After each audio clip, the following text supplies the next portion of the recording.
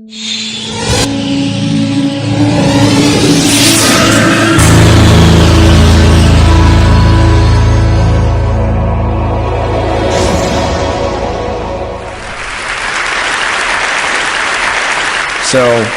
here we go, a flyby of play. It's got to be serious if the New York Times puts a cover story of their February 17th Sunday magazine about play. At the bottom of this it says it's deeper than gender, seriously but dangerously fun, and a sandbox for new ideas about evolution. Not bad. Except if you look at that cover, what's missing? You see any adults? Well, let's go back to the 15th century. This is a courtyard in Europe, and a mixture of 124 different kinds of play. All ages, solo play, body play, games, taunting, and there it is. And I think this is a typical picture of what it was like in a courtyard then. I think we may have lost something in our culture. So I'm going to take you through what I think is a remarkable sequence. North of Churchill, Manitoba, in October and November, there's no ice on Hudson Bay, and this polar bear that you see is 1,200-pound male. He's wild and fairly hungry. And Norbert Rossing, a German photographer, is there on scene making a series of photos of these huskies who are tethered. And from out of stage left comes this wild male polar bear with a predatory gaze. Any of you have been to Africa or had a junkyard dog come after you, there is a fixed kind of predatory gaze that you know you're in trouble. But on the other side of that predatory gaze is a female husky in a play bow wagging her tail. And something very unusual happens. That fixed behavior, which is rigid and stereotyped and ends up with a meal, changes. And this polar bear stands over the husky, no claws extended, no fangs, taking a look, and they begin an incredible ballet. A play ballet. This is in nature. It overrides the carnivorous nature and what otherwise would have been a short fight to the death. And if you'll begin to look closely at the husky that's baring her throat to the polar bear, and look a little more closely, they're in an altered state. They're in a state of play. And it's that state that allows these two creatures to explore the possible. They are beginning to do something that neither would have done without the play signals, and it is a marvelous example of how a differential in power can be overridden by a process of nature that's within all of us.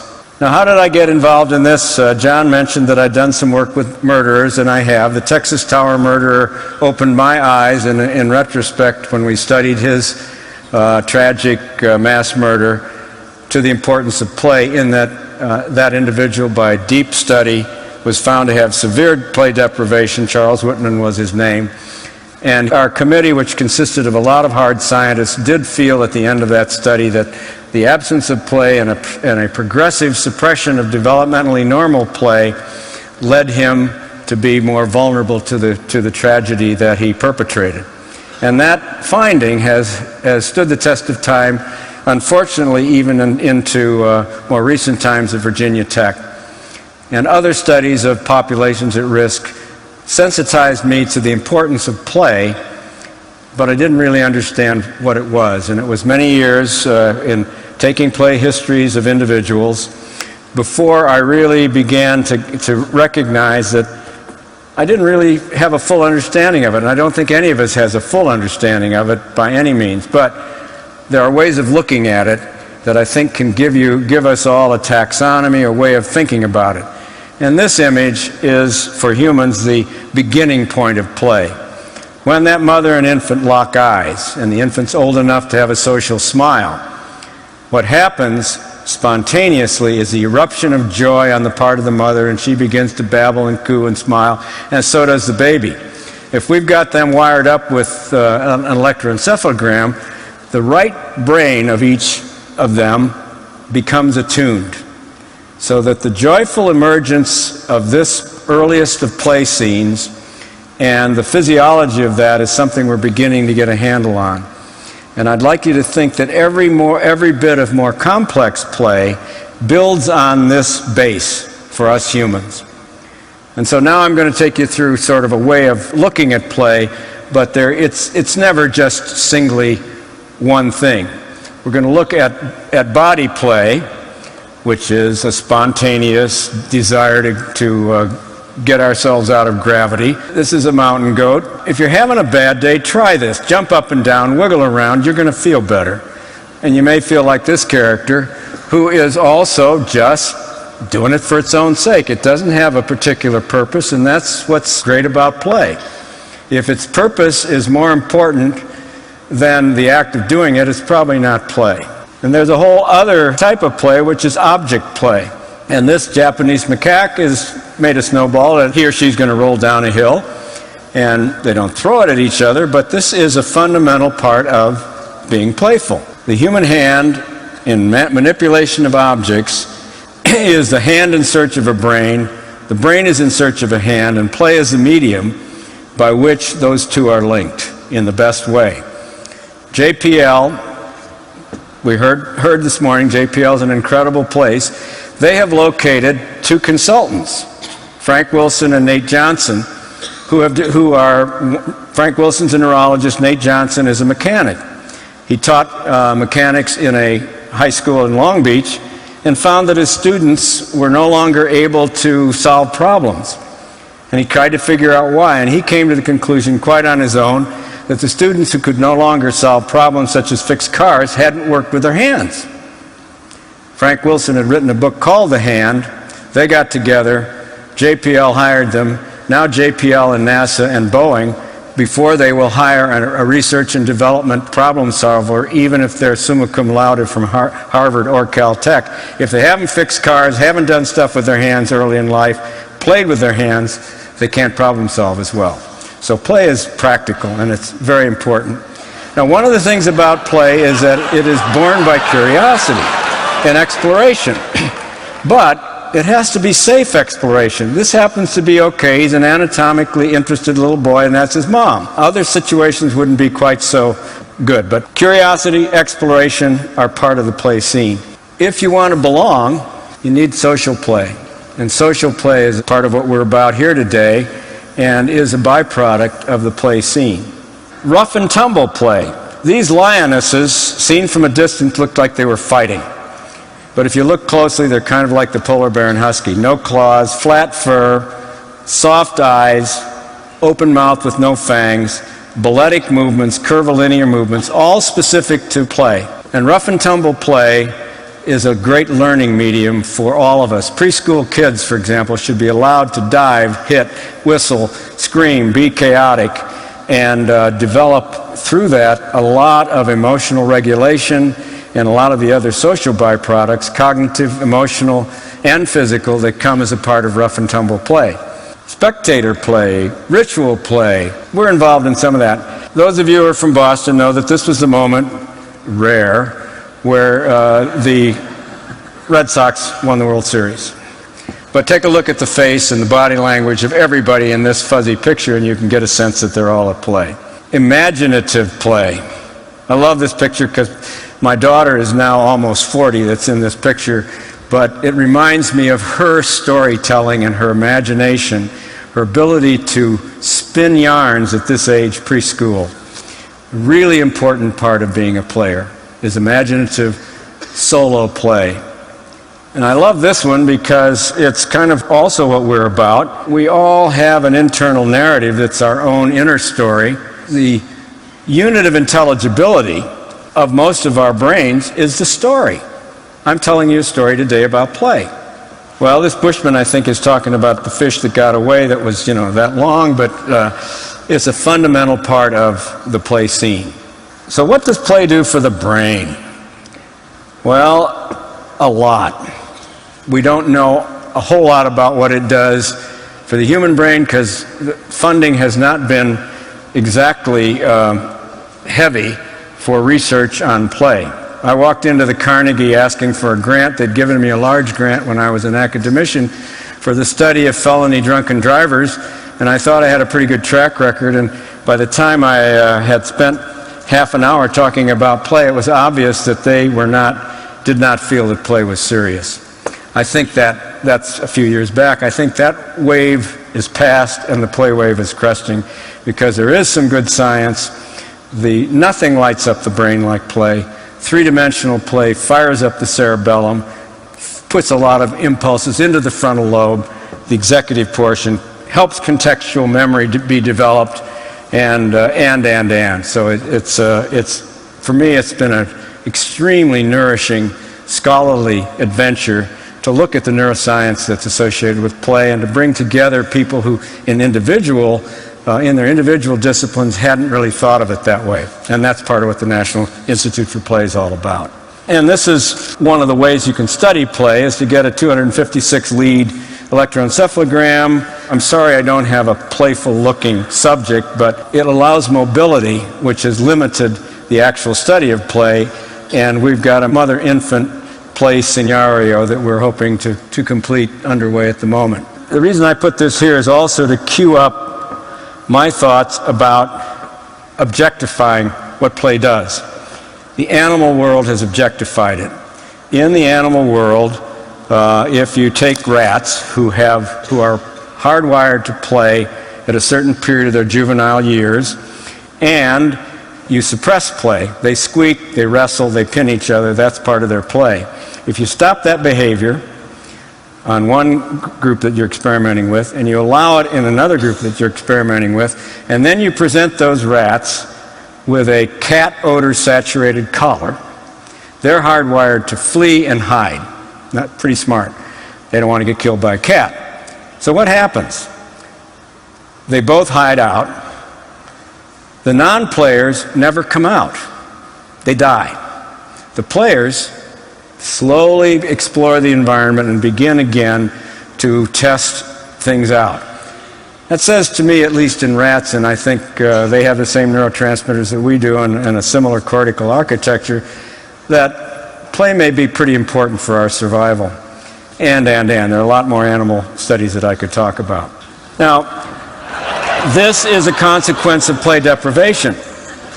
This took a long time. I had to get Homer down and put him through the fMRI and the SPECT and multiple EEGs, but as a couch potato, his brain is shrunk. And we do know that in domestic animals and others, when they're play deprived, they don't develop, and rats also, they don't develop a brain that is normal. Now, the program says that the opposite of play is not work, it's depression.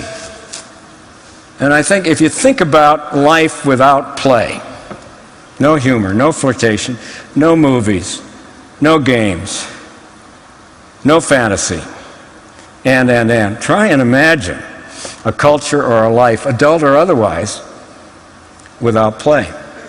And the thing that's so unique about our species is that we're really designed to play through our whole lifetime. And we all have capacity to play signal. Nobody misses that dog I took a picture of on the Carmel Beach a couple of weeks ago. What's going to follow from that behavior is play, and you can trust it. The basis of human trust is established through play signals, and we begin to lose those signals culturally and otherwise as adults. That's a shame. I think we've got a lot of learning to do. Now, Jane Goodall has here a play face along with one of her favorite chimps.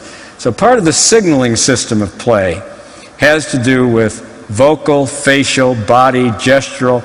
You can tell, and I think when we are getting into collective play, it's really important for groups to gain a sense of safety through their own sharing of play signals.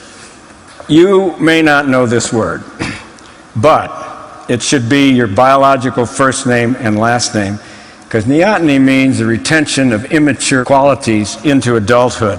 And we are, by physical anthropologists, by many, many studies, the most neotenous, the most youthful, the most flexible, the most plastic of all creatures, and therefore the most playful. And this gives us a leg up on adaptability. Now, there is a way of looking at play that I also want to emphasize here, which is the play history. Your own personal play history is unique and often is not something we think about particularly. This is a book written by a consummate player by the name of Kevin Carroll. Kevin Carroll came from extremely deprived circumstances. Alcoholic mother, absent father, inner city Philadelphia, black, had to take care of a younger brother. Found that when he looked at a playground out of a window into which he had been confined, he felt something different. And so he followed up on it. And his life, the transformation of his life from a deprivation and what one would expect potentially prison or death, he's become a linguist, a trainer for the 76ers, and now is a motivational speaker. And he gives play as a transformative force over his entire life. Now, there's another play history that I think is a work in progress. Those of you who remember Al Gore during the first term and then during his successful but unelected run for the presidency may remember him as being kind of wooden and not entirely his own person, at least in public. And in looking at his history, which is common in the press, it seems to me, at least, looking at it from a shrink's point of view, that a lot of his life was programmed.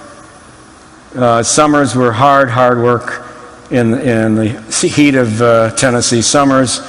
He had the expectations of his senatorial father and Washington, D.C., and although he had certainly, I think, capacity for play, because I do know something about that, he wasn't as empowered, I think, as he now is by paying attention to what is his own passion and his own inner drive, which I think has its basis in all of us in our play history. So what I would encourage you on an individual level to do is to explore backwards as far as you can go to the most clear, joyful, playful image that you have, whether it's with a toy or on a birthday or on a vacation, and begin to build from the motion of that into how that connects with your life now. And you'll find you may change jobs, which has happened to a number of people when I've had them do this in order to be more empowered through their play, or you'll be able to enrich your life by prioritizing it and paying attention to it. Most of us work with groups, and I put this up because the D School, the design school at Stanford, thanks to David Kelly and a lot of others who have been visionary about its establishment, has allowed a group of us to get together and create a course called From Play to Innovation. And you'll see this course is to investigate the human state of play, which is kind of like the polar bear husky state, and its importance to creative thinking, to explore play behavior, its development, and its biological basis, to apply those principles through design thinking to promote innovation in the corporate world. Students will work with real-world partners on design projects with widespread application. This is our maiden voyage in this. We're about 2.5, 3 months into it, and it's really been fun. There is our star pupil, this Labrador, who taught a lot of us what a state of play is, and an extremely aged and decrepit professor in charge there. And Brendan Boyle, Rich Crandall, and on the far right is, I think, a person who will be in cahoots with George Smoot for a Nobel Prize, Stuart Thompson in neuroscience. So we've had Brendan, who's from IDEO, and the rest of us sitting aside and watching these students as they put play principles into practice in the classroom. And one of their projects was to see what makes meetings boring and to try and do something about it. So what will follow is a student-made film about just that. Wikipedia is describing flow as the mental state of operation in which the person is fully immersed in what he or she is doing, characterized by a feeling of energized focus, full involvement and success in the process of the activity. An important key insight that we learned about meetings is that people pack them in, one after another, disruptive to the day. Attendees at meetings don't know when they'll get back to the task they left at their desk. But it doesn't have to be that way.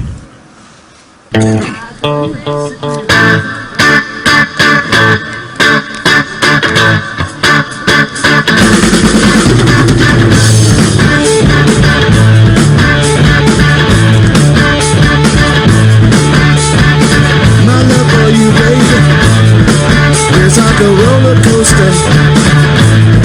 It goes up, up, down, all around, baby. Up, down, up, down.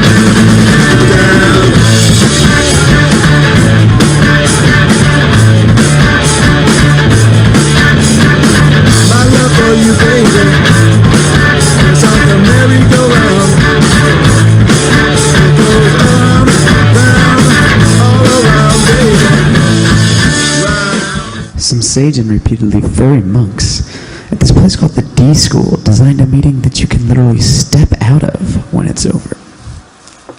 Take the meeting off and have peace of mind that you can come back to me. Because when you need it again, the meeting is literally hanging in your closet. The wearable meeting. Because when you put it on, you've immediately got everything you need to have a fun and productive and useful meeting. But when you take it off, that's when the real action happens.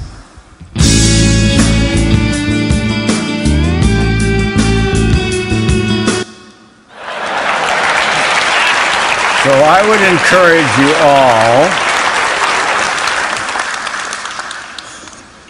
to engage not in the work-play differential, where you set aside time to play, but where your life becomes infused minute by minute, hour by hour with body, object, social, fantasy, transformational kinds of play.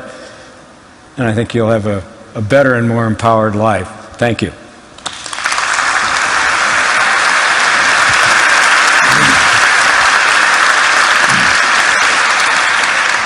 So it sounds to me like what you're saying is that there may be some temptation on the part of people to look at your work and go, and I think I've heard this in my kind of pop psychological understanding of play, that somehow the way animals and humans deal with play is that it's some sort of rehearsal for adult activity.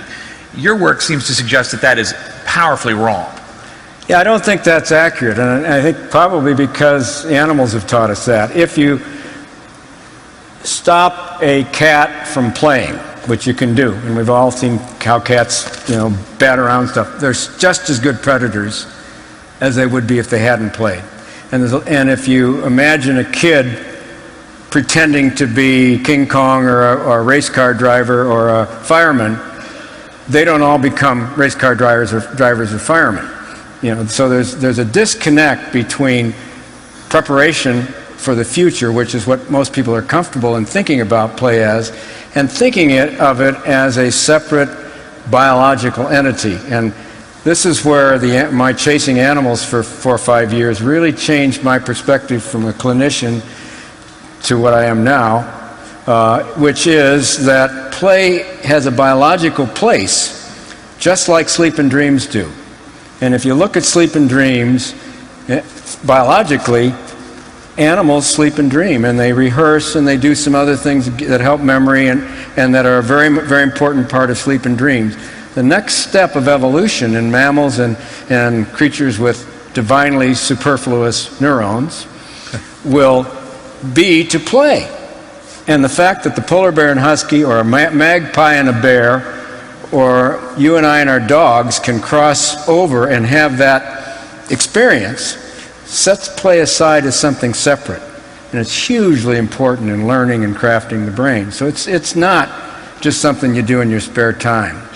how do you keep, and I know you're part of the scientific research community and you have to justify your existence with grants and proposals like everyone else. How do you prevent, because some of the data that you've produced, the good science that you're talking about you've produced is hot to handle.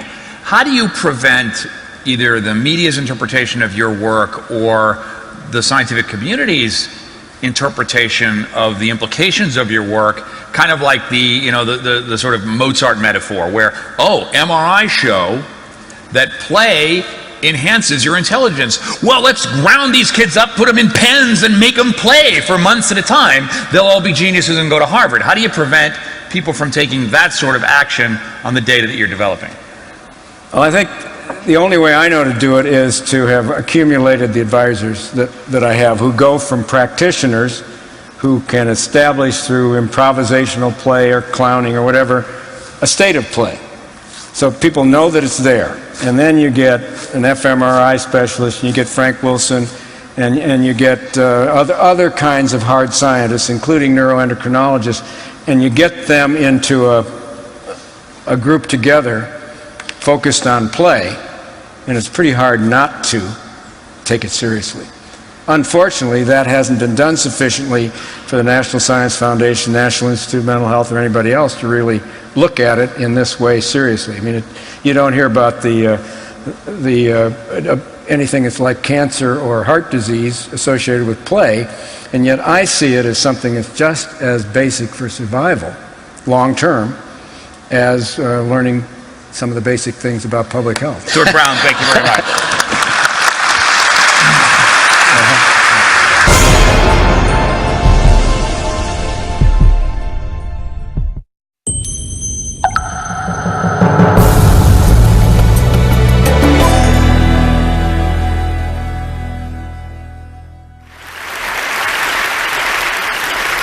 Information technology grows in an exponential manner. It's not linear. And our intuition is linear. When we walked through the savannah 1,000 years ago, we made linear predictions where that animal would be, and that worked fine. It's hardwired in our brains. But the pace of exponential growth is really what describes information technologies. And it's not just computation. There's a big difference between linear and exponential growth. If I take 30 steps linearly, 1, 2, 3, 4, 5, I get to 30. If I take 30 steps exponentially, 2, 4, 8, 16, I get to 1 billion. It makes a huge difference. And that really describes information technology. When I was a student at MIT, we all shared one computer, took up a whole building. The computer in your cell phone today is 1,000,000 times cheaper, 1,000,000 times smaller, 1,000 times more powerful. That's a billion-fold increase in capability per dollar that we've actually experienced since I was a student. And we're going to do it again in the next 25 years. Information technology progresses through a series of S-curves where each one is a different paradigm. So people say, well, what's going to happen when Moore's Law comes to an end, which will happen around 2020? We'll then go to the next paradigm. And Moore's Law was not the first paradigm to bring exponential growth to computing. The exponential growth of computing started decades before Gordon Moore was even born. And it doesn't just apply to computation. It's really any technology where we can measure the underlying information properties. Here we have 49 famous computers. I put on a logarithmic graph. The logarithmic scale hides the scale of the increase because this represents trillions-fold increase since the 1890 census. In the 1950s, they were shrinking vacuum tubes, making them smaller and smaller. That finally hit a wall. They couldn't shrink the vacuum tube anymore and keep the vacuum, and that was the end of the shrinking of vacuum tubes. But it was not the end of the exponential growth of computing. We went to the fourth paradigm, transistors, and finally integrated circuits. And when that comes to an end, we'll go to the sixth paradigm, three-dimensional self-organizing molecular circuits. But what's even more amazing, really, than this fantastic scale of progress is look at how predictable this is. I mean, this went through thick and thin, through war and peace, through boom times and recessions. The Great Depression made not a dent in this exponential progression. We'll see the same thing in the economic recession we're having now. At least the exponential growth of information technology capability will continue unabated. And I just updated these graphs because I had them through 2002 in my book Singularities Near, and so we updated them so I could present it here to 2007. And I was asked, well, aren't you nervous? I mean, maybe it kind of didn't stay on this exponential progression. And I was a little nervous because maybe the data wouldn't be right, but I've done this now for 30 years, and it has stayed on this exponential progression. Look at this graph here. You could buy one transistor for $1 in 1968. You can buy 500 million today, and they're actually better because they're faster. But look at how predictable this is. And I'd say this now not just overfitting to past data. I've been making these forward-looking predictions for about 30 years. And the cost of a transistor cycle, which is a measure of the price performance of electronics, comes down about every year.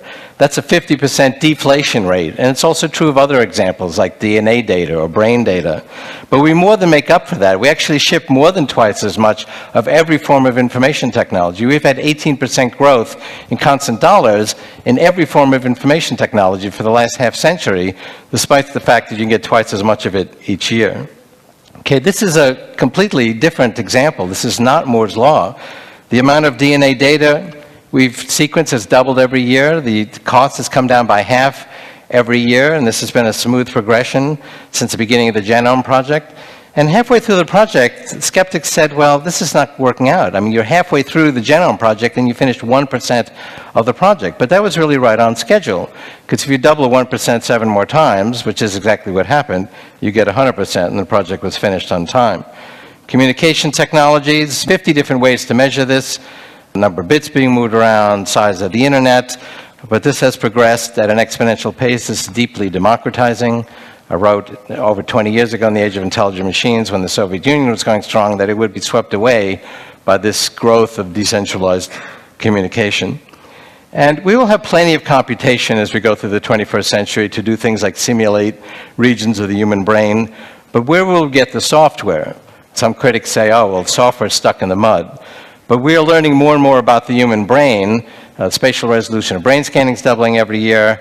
The amount of data we're getting about the brain is doubling every year. And we're showing that we can actually turn this data into working models and simulations of brain regions. There's about 20 regions of the brain that have been modeled, simulated, and tested.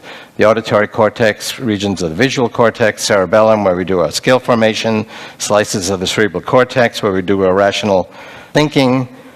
And all of this has fueled an increase, very smooth and predictable, of productivity. We've gone from $30 to $130 in constant dollars in the value of an average hour of human labor, fueled by this information technology. And we're all concerned about energy and the environment.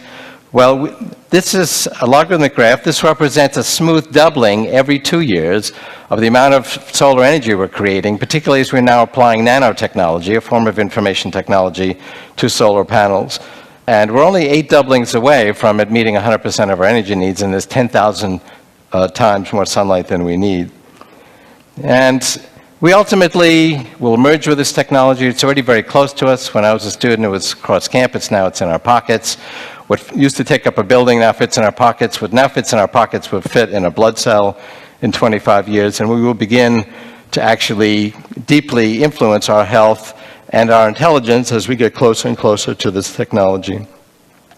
And based on that, we are announcing here at TED, in true TED tradition, Singularity University. It's a new university that's founded by Peter Diamandis, who's here in the audience, and myself. It's backed by NASA and Google and other leaders in the high-tech and science community. And our goal was to assemble the leaders, both teachers and students, in these exponentially growing information technologies and their application. But Larry Page made an impassioned speech at our organizing meeting saying we should devote this study to actually addressing some of the major challenges facing humanity.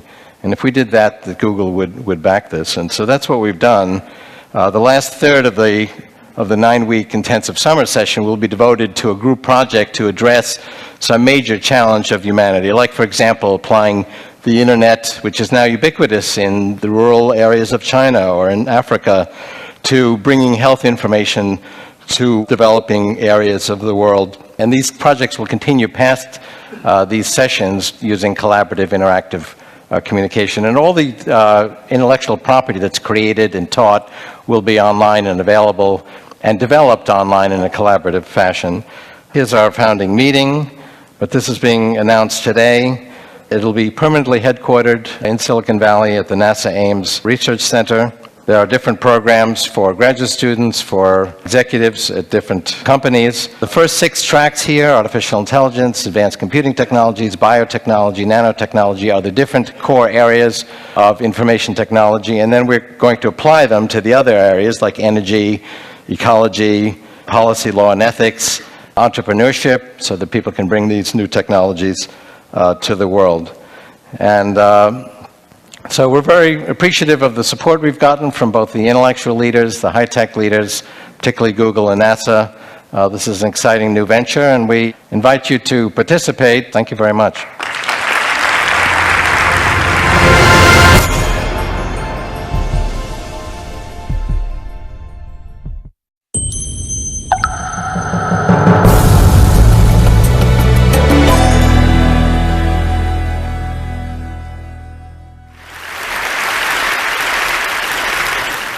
Imagine if you could record your life. Everything you said, everything you did, available in a perfect memory store at your fingertips. So you could go back and find memorable moments and relive them, or sift through traces of time and discover patterns in your own life that previously had gone undiscovered. Well, that's exactly the journey that my family began 5.5 years ago. This is my wife and collaborator, Rupal, and on this day, at this moment, we walked into the house with our first child, our beautiful baby boy. And we walked into a house with a very special home video recording system.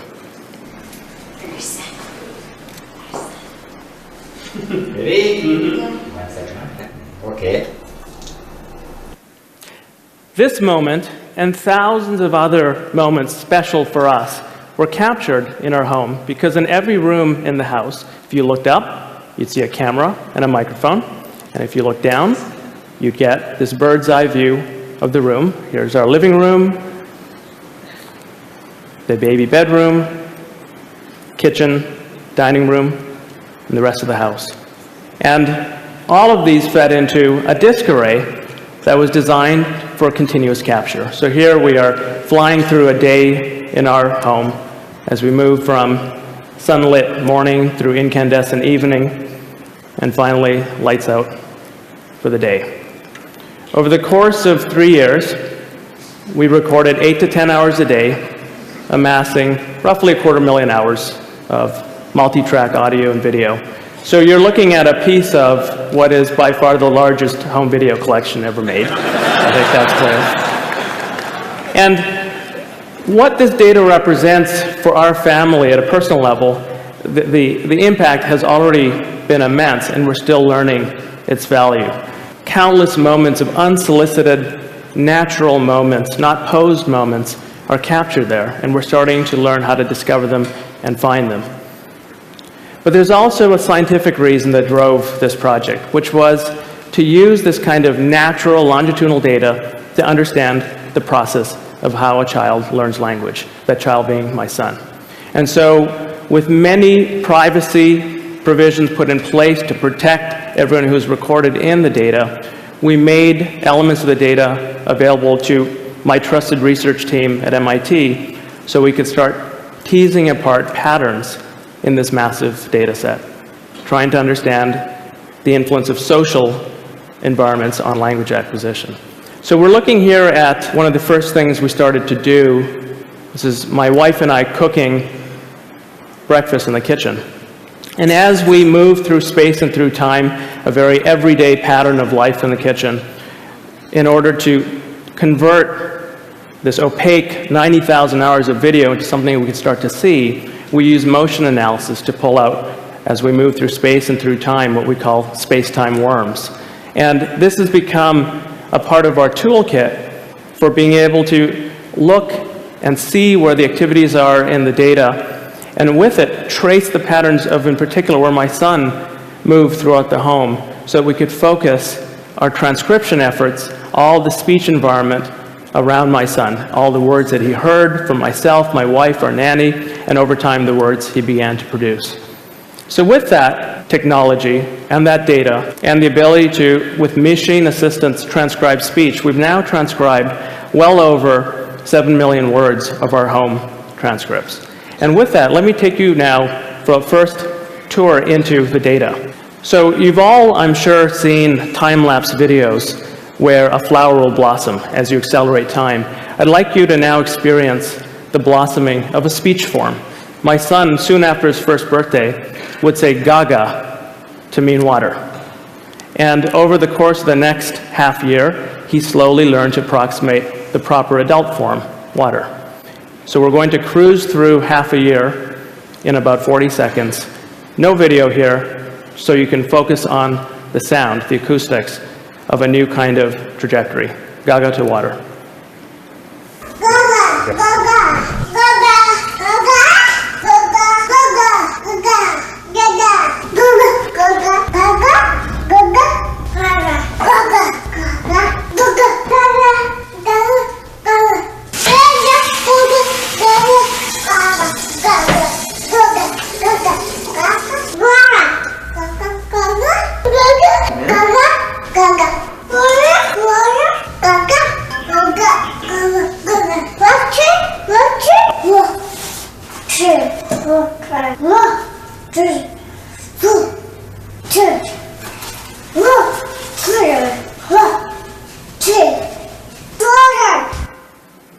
He sure nailed it, didn't he?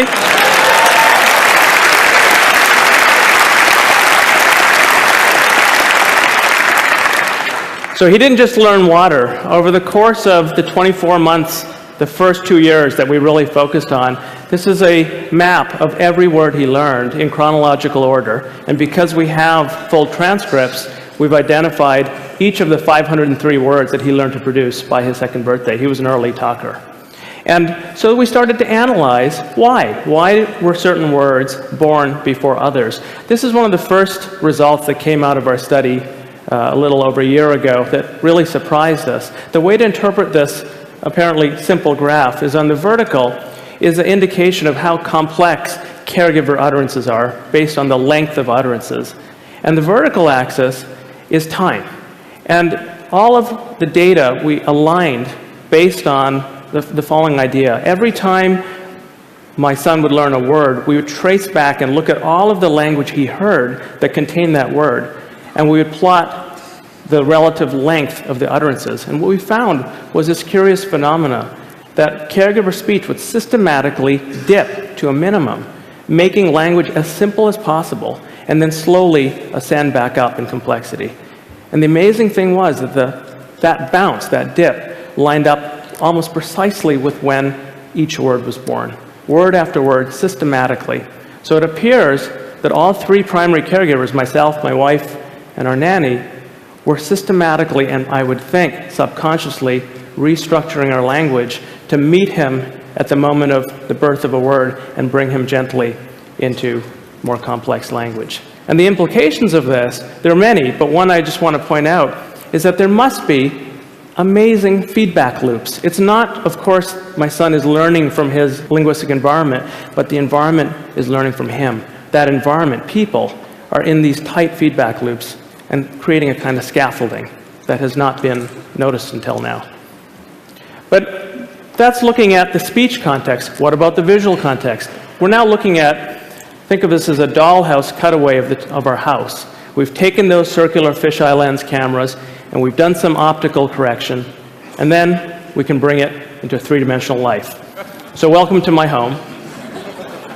This is a moment, one moment captured across multiple cameras. The reason we did this is to create the ultimate memory machine where you can go back and interactively fly around and then breathe video life into this system. What I'm going to do is give you an accelerated view of 30 minutes, again, of just life in the living room. That's me and my son on the floor, and there's video analytics that are tracking our movements. My son is leaving red ink, I'm leaving green ink. We're now on the couch looking out through the window at cars passing by, and finally my son playing in a walking toy by himself. Now we freeze the action, 30 minutes. We turn time into the vertical axis, and we open up for a view of these interaction traces we've just left behind. And we see these amazing structures. These little knots of two colors of thread we call social hotspots. The spiral thread we call a solo hotspot. And we think that these affect the way language is learned. What we'd like to do is start understanding the interaction between these patterns and the language that my son is exposed to see if we can predict how the structure of when words are heard affects when they're learned. So in other words, the relationship between words and what they're about in the world. So here's how we're approaching this. In this video, again, my son is being traced out. He's leaving red ink behind, and there's our nanny by the door. You want water? All right. She offers water, and off go the two worms over to the kitchen to get water. And what we've done is use the word water to tag that moment, that bit of activity. And now we take the power of data and take every time my son ever heard the word water and the context he saw it in, and we use it to penetrate through the video and find every activity trace that co-occurred with the instance of water. And what this data leaves in its wake is a landscape. We call these wordscapes. This is the wordscape for the word water. And you can see most of the action is in the kitchen. That's where those big peaks are over to the left. And just for contrast, we can do this with any word.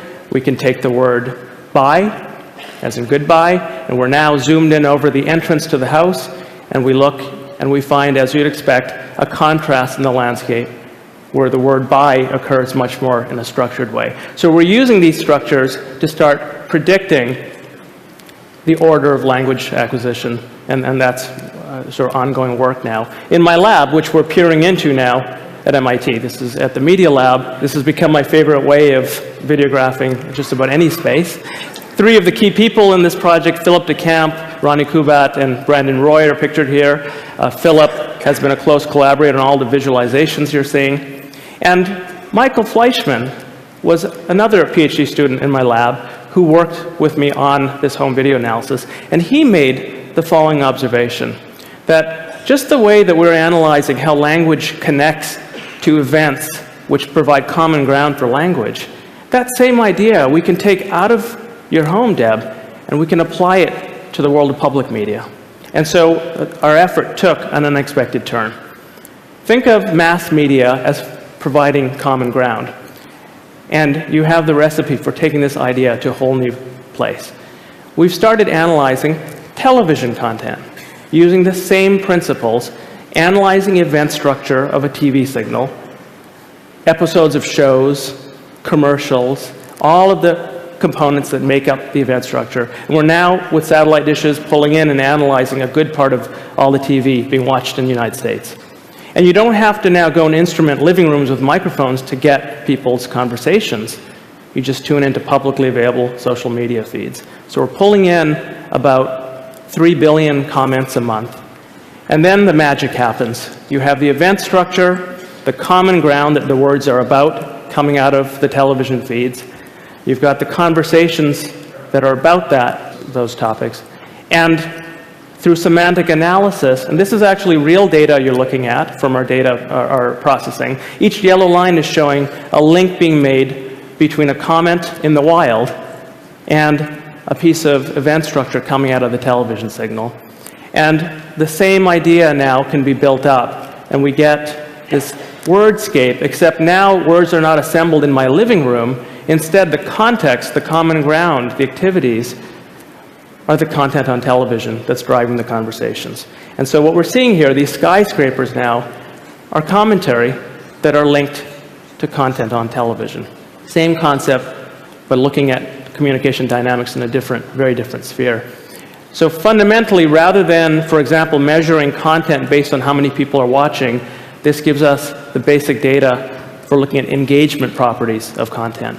And just like we can look at feedback cycles and dynamics in a family, we can now open up the same concepts and look at much larger groups of people. This is a subset of data from our database, just 50,000 out of several million, and the social graph that connects them through publicly available sources. And if you put them on one plane, a second plane is where the content lives. So we have the programs and the sporting events and the commercials and all of the link structures that tie them together make a content graph. And then the important third dimension. Each of the links that you're seeing rendered here is an actual connection made between something someone said and a piece of content. And there are, again, now tens of millions of these links that give us the connective tissue of social graphs and how they relate to content. And we can now start to probe the structure in interesting ways. So if we, for example, trace the path of one piece of content that drives someone to comment on it, and then we follow where that comment goes and look at the entire social graph that becomes activated, and then trace back to see the relationship between that social graph and content, very interesting structure becomes visible. We call this a co-viewing clique, a virtual living room, if you will. And there are fascinating dynamics at play. It's not one way. A piece of content, an event, causes someone to talk. They talk to other people. That drives tune-in behavior back into mass media. And you have these cycles that drive the overall behavior. Another example, very different. Another actual person in our database, and we're finding at least hundreds, if not thousands of these. We've given this person a name. This is a pro-amateur or pro-am media critic who has this high fan-out rate. A lot of people are following this person, very influential, and they have a propensity to talk about what's on TV. So this person is a key link in connecting mass media and social media together. One last example from this data. Sometimes it's actually the piece of content that is special. So if we go and look at this piece of content, President Obama's State of the Union address from just a few weeks ago, and look at what we find in the same data set at the same scale, the engagement properties of this piece of content are truly remarkable. A nation exploding in conversation in real time in response to what's on the broadcast.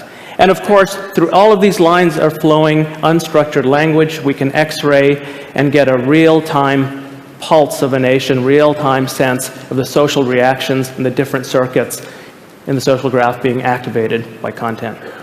So to summarize, the idea is this. As our world becomes increasingly instrumented and we have the capabilities to collect and connect the dots between what people are saying and the context they're saying it in, what's emerging is an ability to see new social structures and dynamics that have previously not been seen. It's like building a microscope or a telescope and revealing new structures about our own behavior around communication. And I think the implications here are profound, whether it's for science, for commerce, for government, but perhaps most of all, for us as individuals. And so just to return to my son, when I was preparing this talk, he was looking over my shoulder, and I showed him the clips I was going to show to you today, and I asked him for permission, granted. And then I went on to reflect, isn't it amazing? This entire database, all these recordings, I'm going to hand up to you and to your sister, who arrived 2 years later. And you guys are going to be able to go back and re-experience moments that you could never, with your biological memory, possibly remember the way you can now.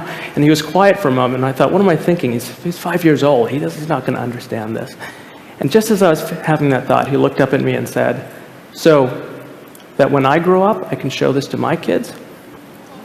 And I thought, wow, this is powerful stuff. So I want to leave you with one last memorable moment from our family. This is the first time our son took more than 2 steps at once, captured on film.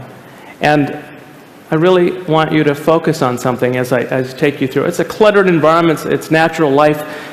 My mother's in the kitchen cooking, and of all places in the hallway, I realize he's about to do it, about to take more than 2 steps. And so you hear me encouraging him, realizing what's happening, and then the magic happens. Listen very carefully. About 3 steps in, he realizes something magic is happening. And the most amazing feedback loop of all kicks in, and he takes a breath in, and he whispers, wow. And instinctively, I echo back the same. And so let's fly back in time to that memorable moment.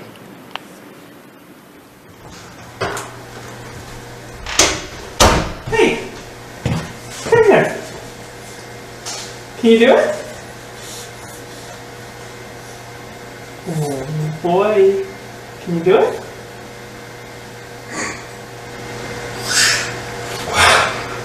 Maya's walking.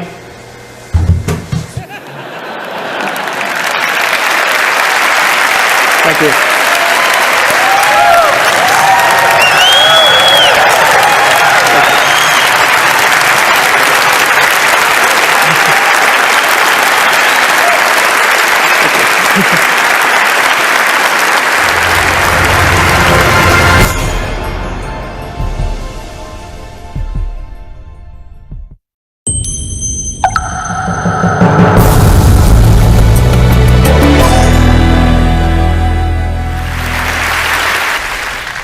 Growing up in Taiwan as a daughter of calligrapher, one of my most treasured memories was my mother showing me the beauty, the shape, and the form of Chinese characters.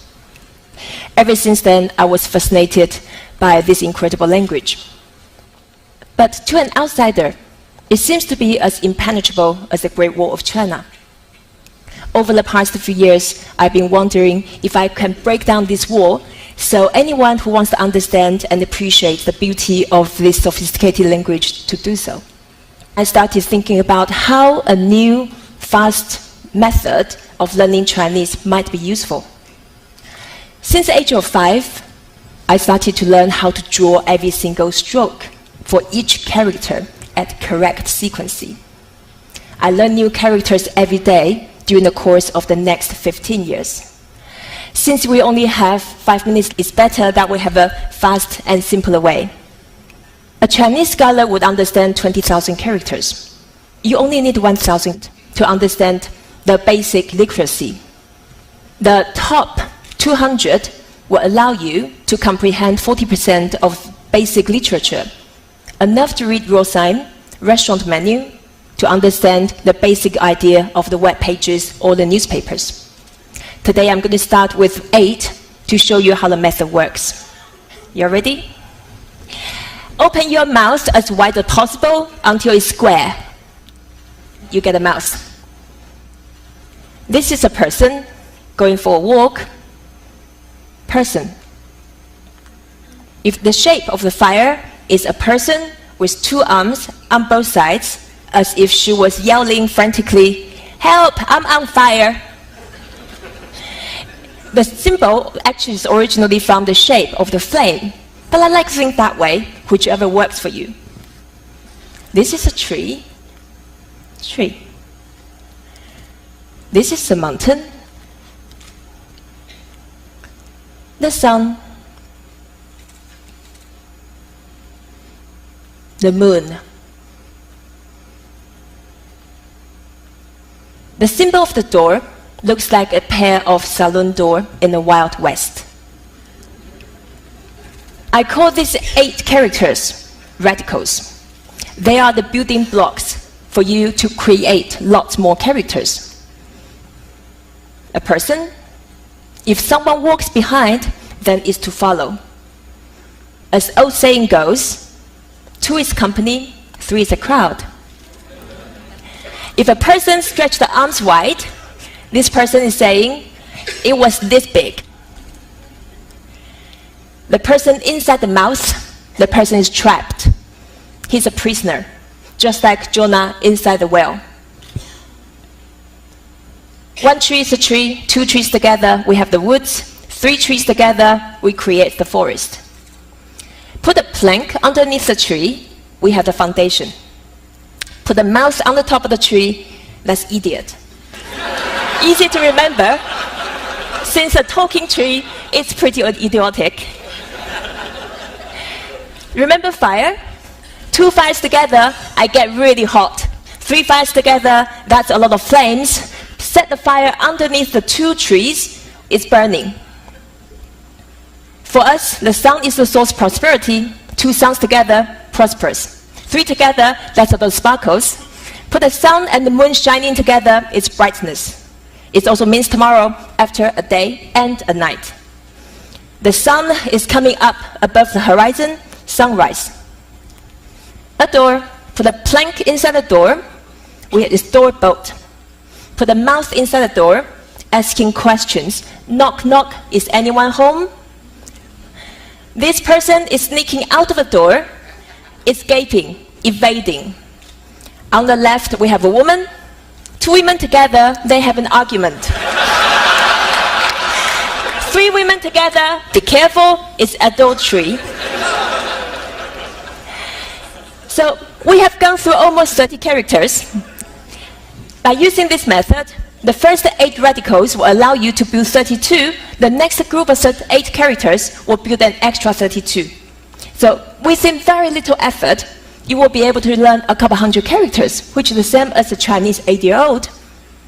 So after we know the characters, we start building phrases. For example, the mountain and the fire together, we have fire mountain. It's a volcano. We know Japan is land of rising sun. This is the sun, putting with the origin because Japan lies in the east of China. So, the sun, origin together, we built Japan. A person behind Japan, what have we got? Japanese person. The character on the left is 2 mountains stacked on the top of each other. In ancient China, that means in exile, because Chinese emperor, they put their political enemies in exile beyond mountains. Nowadays, exile has turned into getting out. A mouth which tells you where to get out is an exit. This is a slide to remind me that I should stop talking and get out of the stage. Thank you.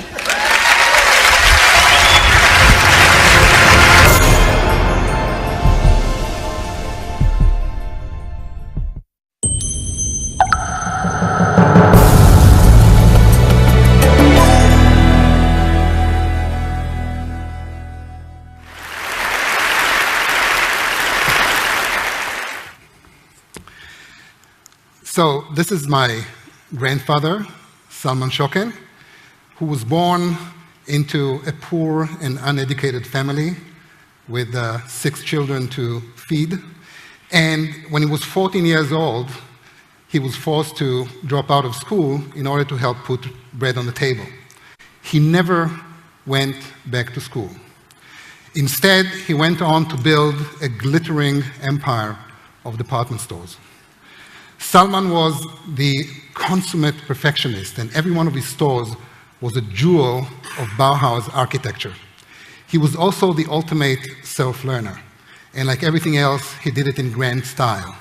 He surrounded himself with an entourage of young unknown scholars like Martin Buber and Shai Agnon and Franz Kafka, and he paid each one of them a monthly salary so that they could write in peace. And yet, in the late 30s, Salman saw what's coming. He fled Germany together with his family, leaving everything else behind. His department stores confiscated. He spent the rest of his life in a relentless pursuit of art and culture.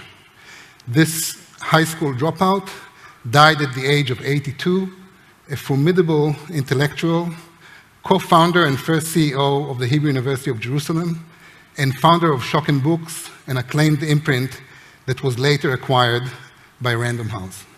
Such is the power of self-study. And these are my parents. They too did not enjoy the privilege of college education. They were too busy building a family and a country. And yet, just like Salman, they were lifelong, tenacious self-learners. And our home was stacked with thousands of books, records, and artwork. I remember quite vividly my father telling me that when everyone in the neighborhood will have a TV set, then we'll buy a normal FM radio. And that's me. I was going to say holding my first abacus, but actually holding what my father would consider an ample substitute to an iPad. So one thing that I took from home is this notion that educators don't necessarily have to teach. Instead, they can provide an environment and resources that tease out your natural ability to learn on your own. Self-study, self-exploration, self-empowerment, these are the virtues of a great education. So I'd like to share with you a story about a self-study, self-empowering computer science course that I built together with my brilliant colleague, Noam Nissan. As you can see from the pictures, both Noam and I had an early fascination with first principles. And over the years, as our knowledge of science and technology became more sophisticated, this early awe with the basics has only intensified. So it's not surprising that about 12 years ago, when Noam and I were already computer science professors, we were equally frustrated by the same phenomena. As computers became increasingly more complex, our students were losing the forest for the trees. And indeed, it is impossible to connect with the soul of the machine if you interact with a black box PC or a Mac, which is shrouded by numerous layers of closed proprietary software. So Noam and I had this insight that if we want our students to understand how computers work and understand it in the marrow of their bones, then perhaps the best way to go about it is to have them build a complete, working, general-purpose, useful computer, hardware and software, from the ground up, from first principles. Now, we had to start somewhere, and so Noam and I decided to base our cathedral, so to speak, on the simplest possible building block, which is something called NAND. It is nothing more than a trivial logic gate with 4 input-output states. So we now start this journey by telling our students that God gave us NAND and told us to build a computer. And when we asked how, God said, one step at a time. And then, following this advice, we start with this lowly, humble NAND gate, and we walk our students through an elaborate sequence of projects in which they gradually build a chipset, a hardware platform, an assembler, a virtual machine, a basic operating system, and a compiler for a simple Java-like language that we call Jack. The students celebrate the end of this tour de force by using Jack to write all sorts of cool games like Pong, Snake, and Tetris. You can imagine the tremendous joy of playing with a Tetris game that you wrote in Jack and then compiled into machine language in a compiler that you wrote also, and then seeing the result running on a machine that you built, starting with nothing more than a few thousand NAND gates. It's a tremendous personal triumph of going from first principles all the way to a fantastically complex and useful system. Noam and I worked 5 years to facilitate this ascent and to create the tools and infrastructure that will enable students to build it in 1 semester. And this is the great team that helped us make it happen. The trick was to decompose the computer's construction into numerous standalone modules, each of which could be individually specified, built, and unit tested in isolation from the rest of the project. And from day one, Noam and I decided to put all these building blocks freely available in open source on the web. So chip specifications, APIs, project descriptions, software tools, hardware simulators, CPU emulator, stacks of hundreds of slides, lectures. We laid out everything on the web and invited the world to come over, take whatever they need, and do whatever they want with it. And then something fascinating happened. The world came. And in short order, thousands of people were building our machine. And NAND to Tetris became one of the first massive open online courses, although 7 years ago we had no idea that what we were doing is called MOOCs. We just observed how self-organized courses were kind of spontaneously spawning out of our materials. For example, Pramod CE, an engineer from Kerala, India, has organized groups of self-learners who build our computer under his good guidance. And Parag Shah, another engineer from Mumbai, has unbundled our projects into smaller, more manageable bites that he now serves in his pioneering do-it-yourself computer science program. The people who are attracted to these courses typically have a hacker mentality. They want to figure out how things work, and they want to do it in groups, like this Hackers Club in Washington, D.C., that uses our materials to offer community courses. And because these materials are widely available in open source, different people take them to very different and unpredictable directions. For example, Yu Fengmin from Guangzhou has used FPGA technology to build our computer and show others how to do the same using a video clip. And Ben Craddock developed a very nice computer game that unfolds inside our CPU architecture, which is quite a complex 3D maze that Ben developed using a Minecraft 3D simulator engine. The Minecraft community went bananas over this project, and Ben became an instant media celebrity. And indeed, for quite a few people, taking this NAND to Tetris pilgrimage, if you will, has turned into a life-changing experience. For example, take Dan Rounds, who is a music and math major from East Lansing, Michigan. A few weeks ago, Dan posted a victorious post in our website, and I'd like to read it to you. So here's what Dan said. I did the coursework because understanding computers is important to me, just like literacy and numeracy. And I made it through. I never worked harder on anything, never been challenged to this degree. But given what I now feel capable of doing, I would certainly do it again. To anyone considering NAND to Tetris, it's a tough journey, but you'll be profoundly changed. So Dan demonstrates the many self-learners who take this course off the web on their own traction, on their own initiative, and it's quite amazing because these people cannot care less about grades. They are doing it because of one motivation only. They have a tremendous passion to learn. And with that in mind, I'd like to say a few words about traditional college grading. I'm sick of it. We're obsessed with grades because we're obsessed with data. And yet grading takes away all the fun from failing. And a huge part of education is about failing. Courage, according to Churchill, is the ability to go from one defeat to another without losing enthusiasm. And Orwell said that mistakes are the portals of discovery. And yet we don't tolerate mistakes, and we worship grades. So we collect your B pluses and your A minuses, and we aggregate them into a number like 3.4, which is stamped on your forehead and sums up who you are. Well, in my opinion, we went too far with this nonsense, and grading became degrading.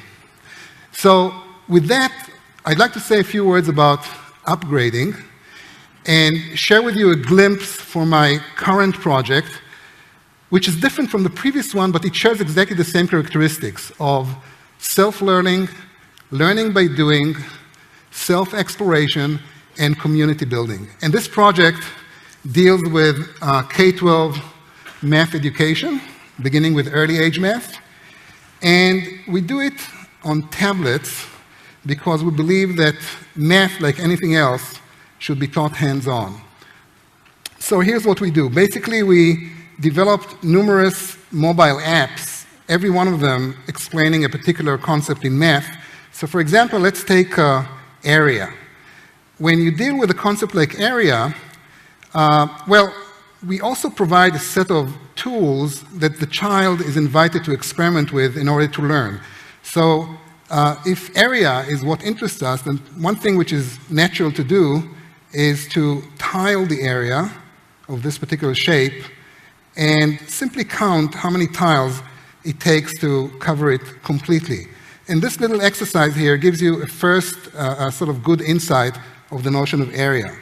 Moving along, what about the area of this figure? Well, if you try to tile it, it doesn't work too well, does it? So instead, you can experiment with these different tools here by some process of guided trial and error, and at some point you will discover that one thing that you can do among several legitimate transformations is the following one. You can cut the figure, you can rearrange the parts, you can glue them, and then proceed to tile just like we did before.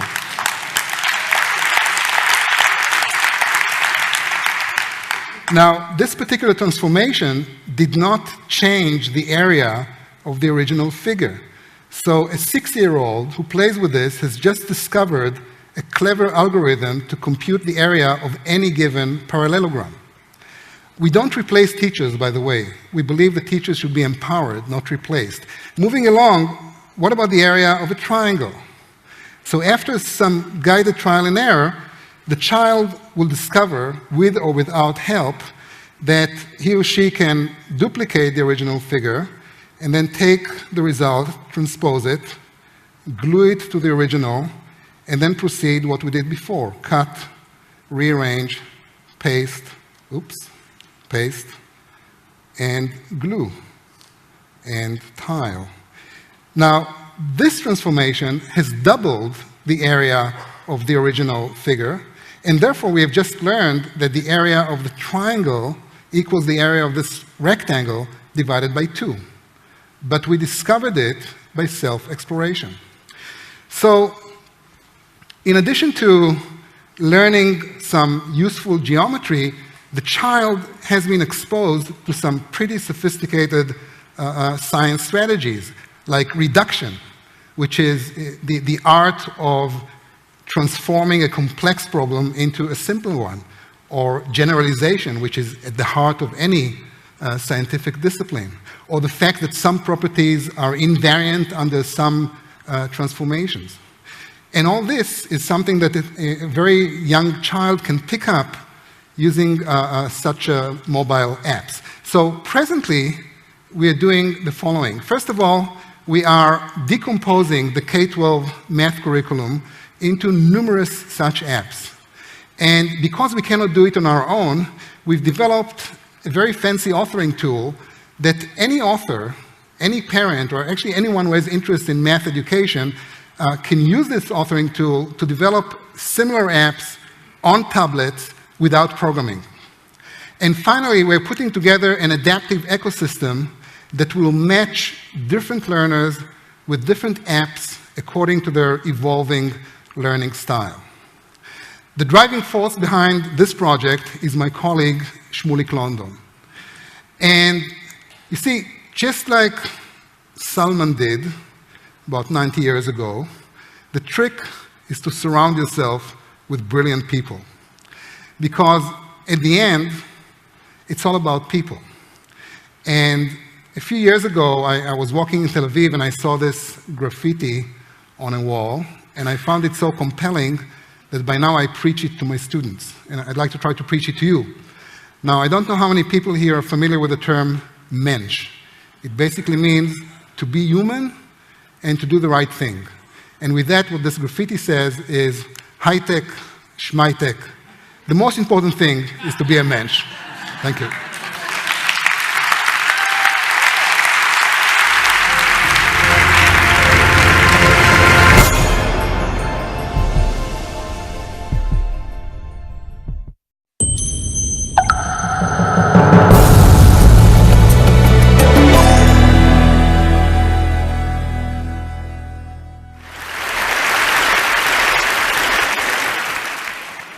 What is going to be the future of learning?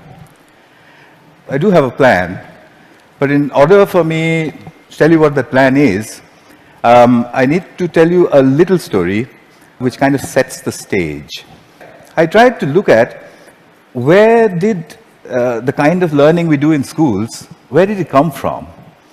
And you can look far back into the past, but if you look at present day schooling the way it is, it's quite easy to figure out where it came from. It came from about 300 years ago. And it came from the last and the biggest of the empires on this planet.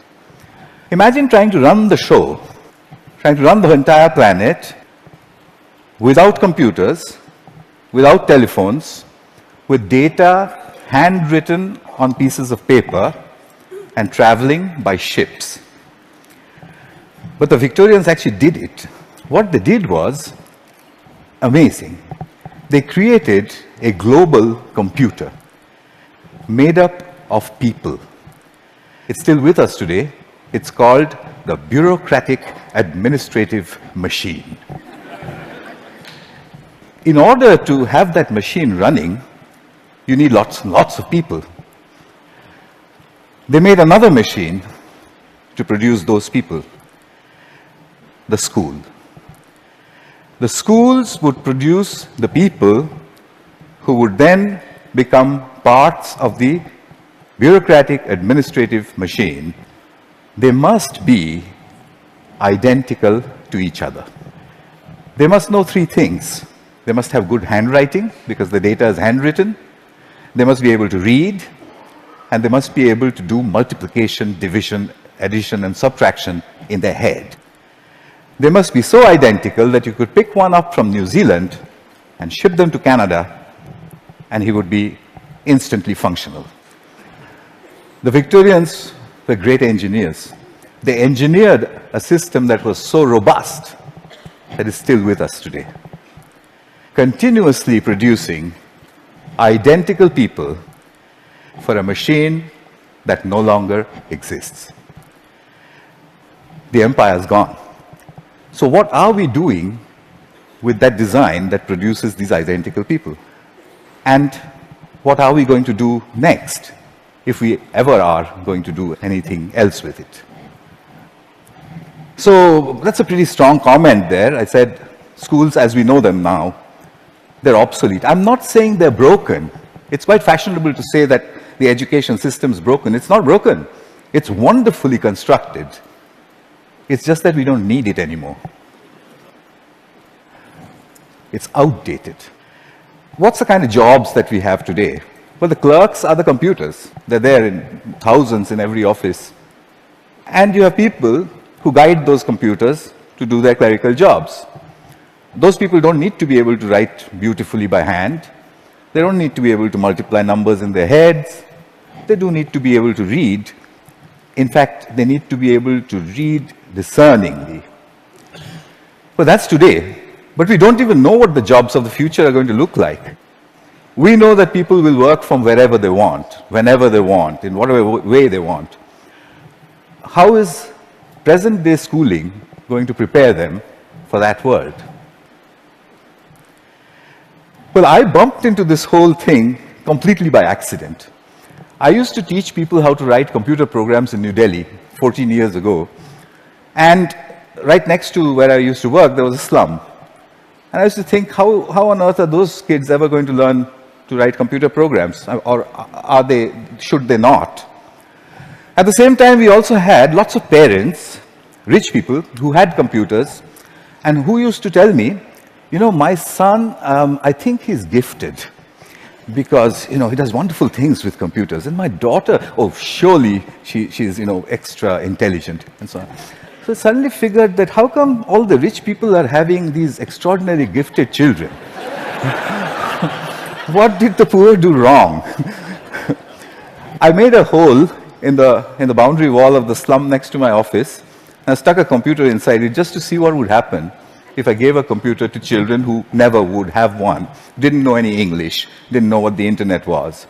The children came running in, it was 3 feet off the ground, and they said, what is this? And I said, yeah, but it's, you know, I don't know. So they said, why have you put it there? I said, just like that. And they said, can we touch it? I said, if you wish to. And I went away. About 8 hours later, we found them browsing and teaching each other how to browse. So I said, but that's impossible. Because, you know, how is it possible? They don't know anything. My colleagues said, no, it's a simple solution. One of your students must have been passing by, showed them how to use the mouse. So I said, yeah, that's possible. So I repeated the experiment. I went 300 miles out of Delhi into a really remote village where the chances of a passing software development engineer was very little. I repeated the experiment there. There was no place to stay, so I stuck my computer in, I went away, came back after a couple of months, found kids playing games on it. When they saw me, they said, we want a faster processor and a better mouse. So I said, how on earth do you know all this? And they said something very interesting to me. In an irritated voice, they said, you've given us a machine that works only in English, so we had to teach ourselves English in order to use it. That's the first time as a teacher that I heard the word teach ourselves said so casually. Here's a short glimpse from those years. That's the first day at the hole in the wall. On your right is an 8-year-old. To his left is his student. She is 6, and he's teaching her how to browse. Then on to other parts of the country. I repeated this over and over again, getting exactly the same results everywhere.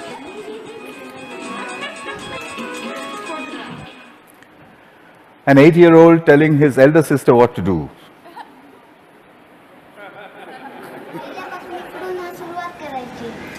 And finally a girl explaining in Marathi what it is and said there's a processor inside.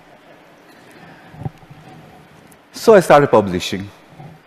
I published everywhere. I wrote down and measured everything, and I said in 9 months a group of children left alone with a computer in any language would reach the same standard as an office secretary in the West.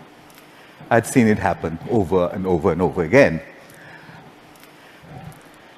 But I was curious to know what else would they do if they could do this much. I started experimenting with other subjects. Among them, for example, pronunciation. There's one community of children in southern India whose English pronunciation was really bad. And they needed good pronunciation because that would improve their jobs. I gave them a speech-to-text engine in a computer. And I said, keep talking into it until it types what you say. Okay. They did that and watched a little bit of this. Nice to meet you. Nice to meet you. The reason I end it with that, the face of this young lady over there is because I suspect many of you know her. She's now joined a call center in Hyderabad and may have tortured you about your credit card bills. in a very clear English accent. So then people said, well, how far will it go? Where does it stop?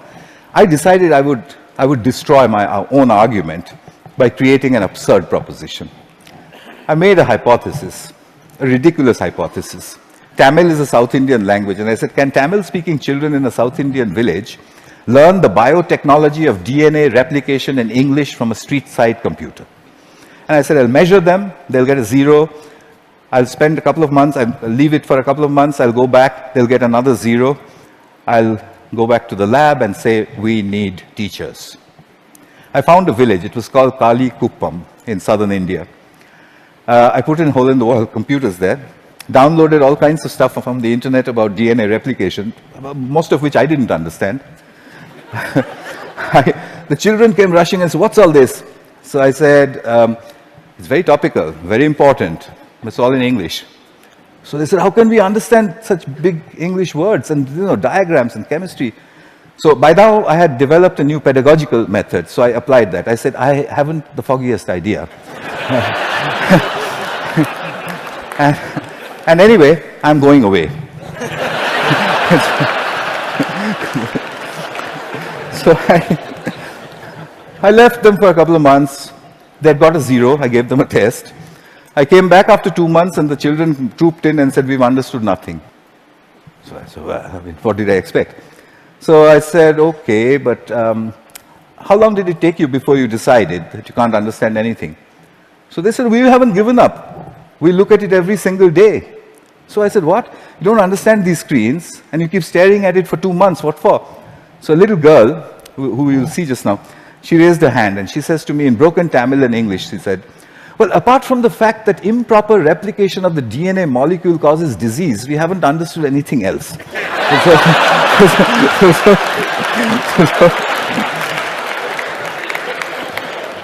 So I tested them. I got an educational impossibility, 0 to 30% in 2 months in the tropical heat with a computer under the tree in a language that they didn't know, doing something that's a decade ahead of their time. Absurd. But I had to follow the Victorian norm. 30% is a fail. How do I get them to pass? I have to get them 20 more marks. I couldn't find a teacher. What I did find was a friend that they had. A 22-year-old girl who was an accountant, and she played with them all the time. So I asked this girl, can you help them? So she says, absolutely not. I didn't have science in school. I have no idea what they're doing under that tree all day long. I can't help you. I said, I'll tell you what, use the method of the grandmother. So she says, what's that? I said, stand behind them. Whenever they do anything, you just say, well, wow, I mean, how did you do that? What's the next page? Gosh, when I was your age, I could have never done that. I mean, you know what grannies do. So she did that for 2 more months. The scores jumped to 50%. Kalikuppam had caught up with my control school in New Delhi, a rich private school with a trained biotechnology teacher. When I saw that graph, I knew there is a way to level the playing field. Here's Kalikuppam. Neuron cell death and communication. Neuron. I got the camera angle wrong in that one is just amateur stuff, but what she was saying, as you could make out, was about neurons, but her hands were like that, and she was saying neurons communicate. At 12. So, what are jobs going to be like? Well, we know what they're like today. What's learning going to be like? We know what it's like today, children poring over with their mobile phones on the one hand, and then reluctantly going to school to pick up their books with the other hand. What will it be tomorrow? Could it be that we don't need to go to school at all? Could it be that at the point in time when you need to know something, you can find out in 2 minutes? Could it be a devastating question, a question that was framed for me by Nicholas Negroponte? Could it be that we are heading towards, or maybe in, a future when knowing is obsolete? But that's terrible. We are Homo sapiens. Knowing, that's what distinguishes us from the apes. But look at it this way. It took nature 100 million years to make the ape stand up and become Homo sapiens. It took us only 10,000 to make knowing obsolete. What an achievement that is. But we have to integrate that into our own future. Encouragement seems to be the key. If you look at Kuppam, if you look at all of the experiments that I did, it was simply saying, wow, saluting learning. There is evidence from neuroscience.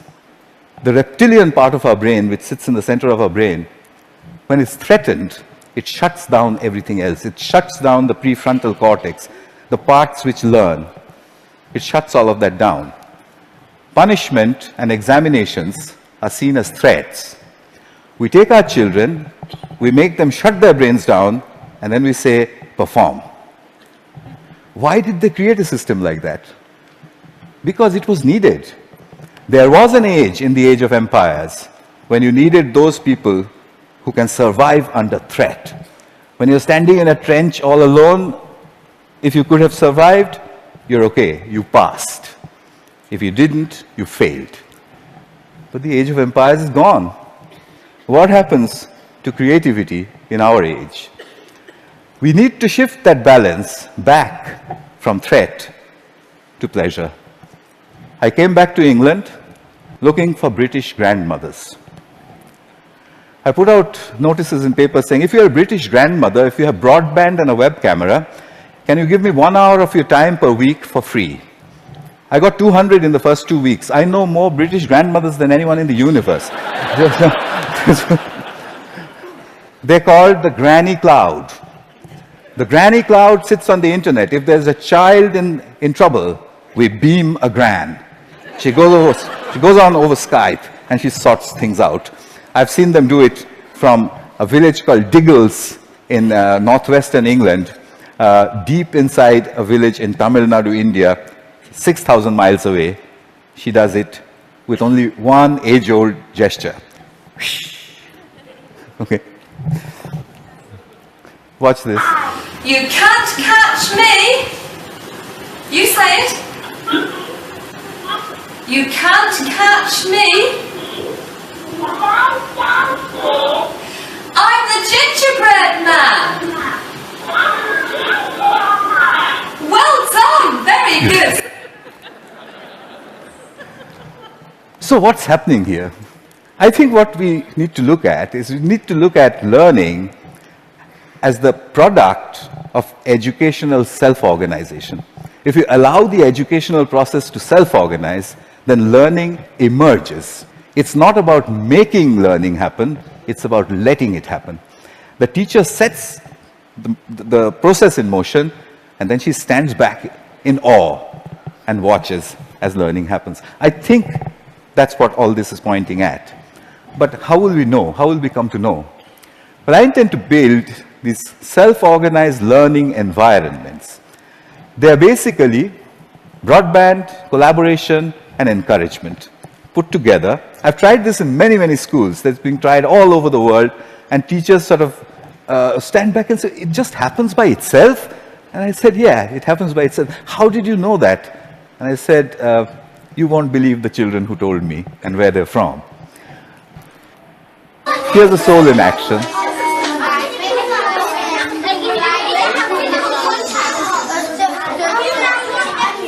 This one is in England.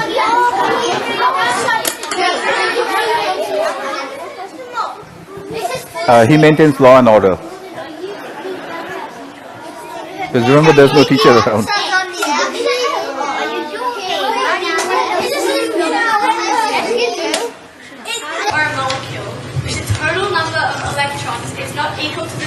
Australia.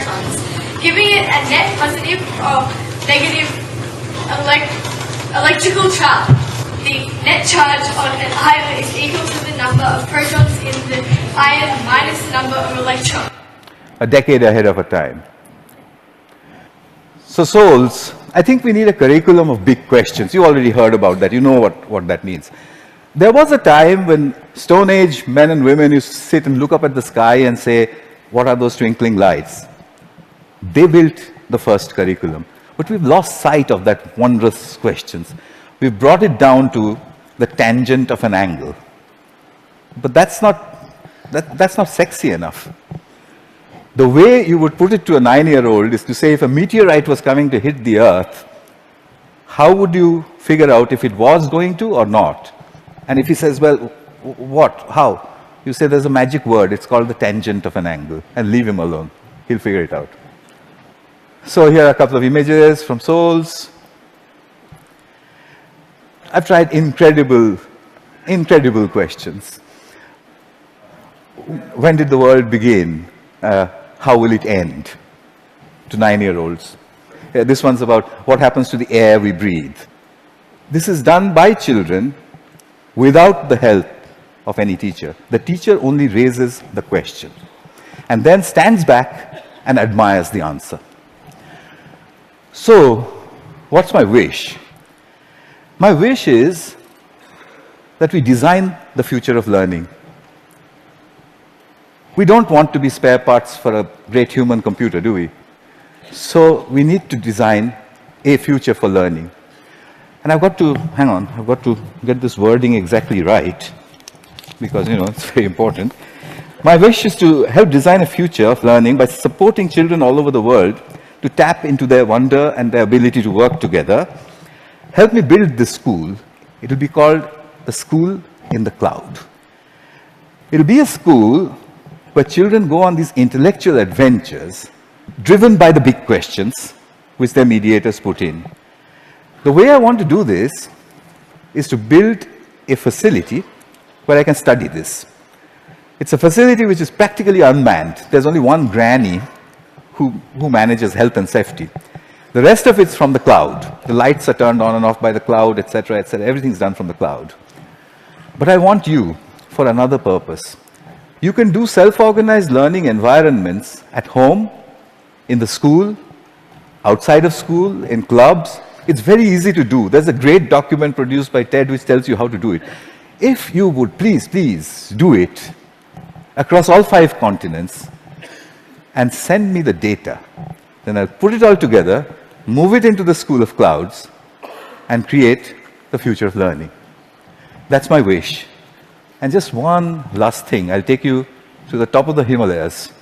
At 12,000 feet, where the air is thin, I once built 2 hole-in-the-wall computers. And the children flocked there. There was this little girl who was following me around. And I said to her, I want to give a computer to everybody, every child. I don't know, what should I do? And I was trying to take a picture of her, quietly. She suddenly raised her hand like this and said to me, get on with it.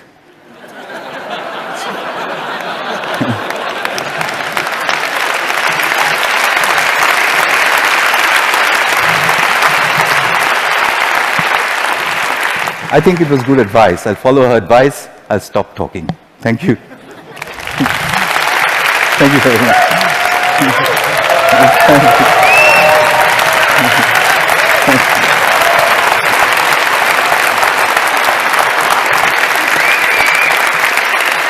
Thank you very much. Wow.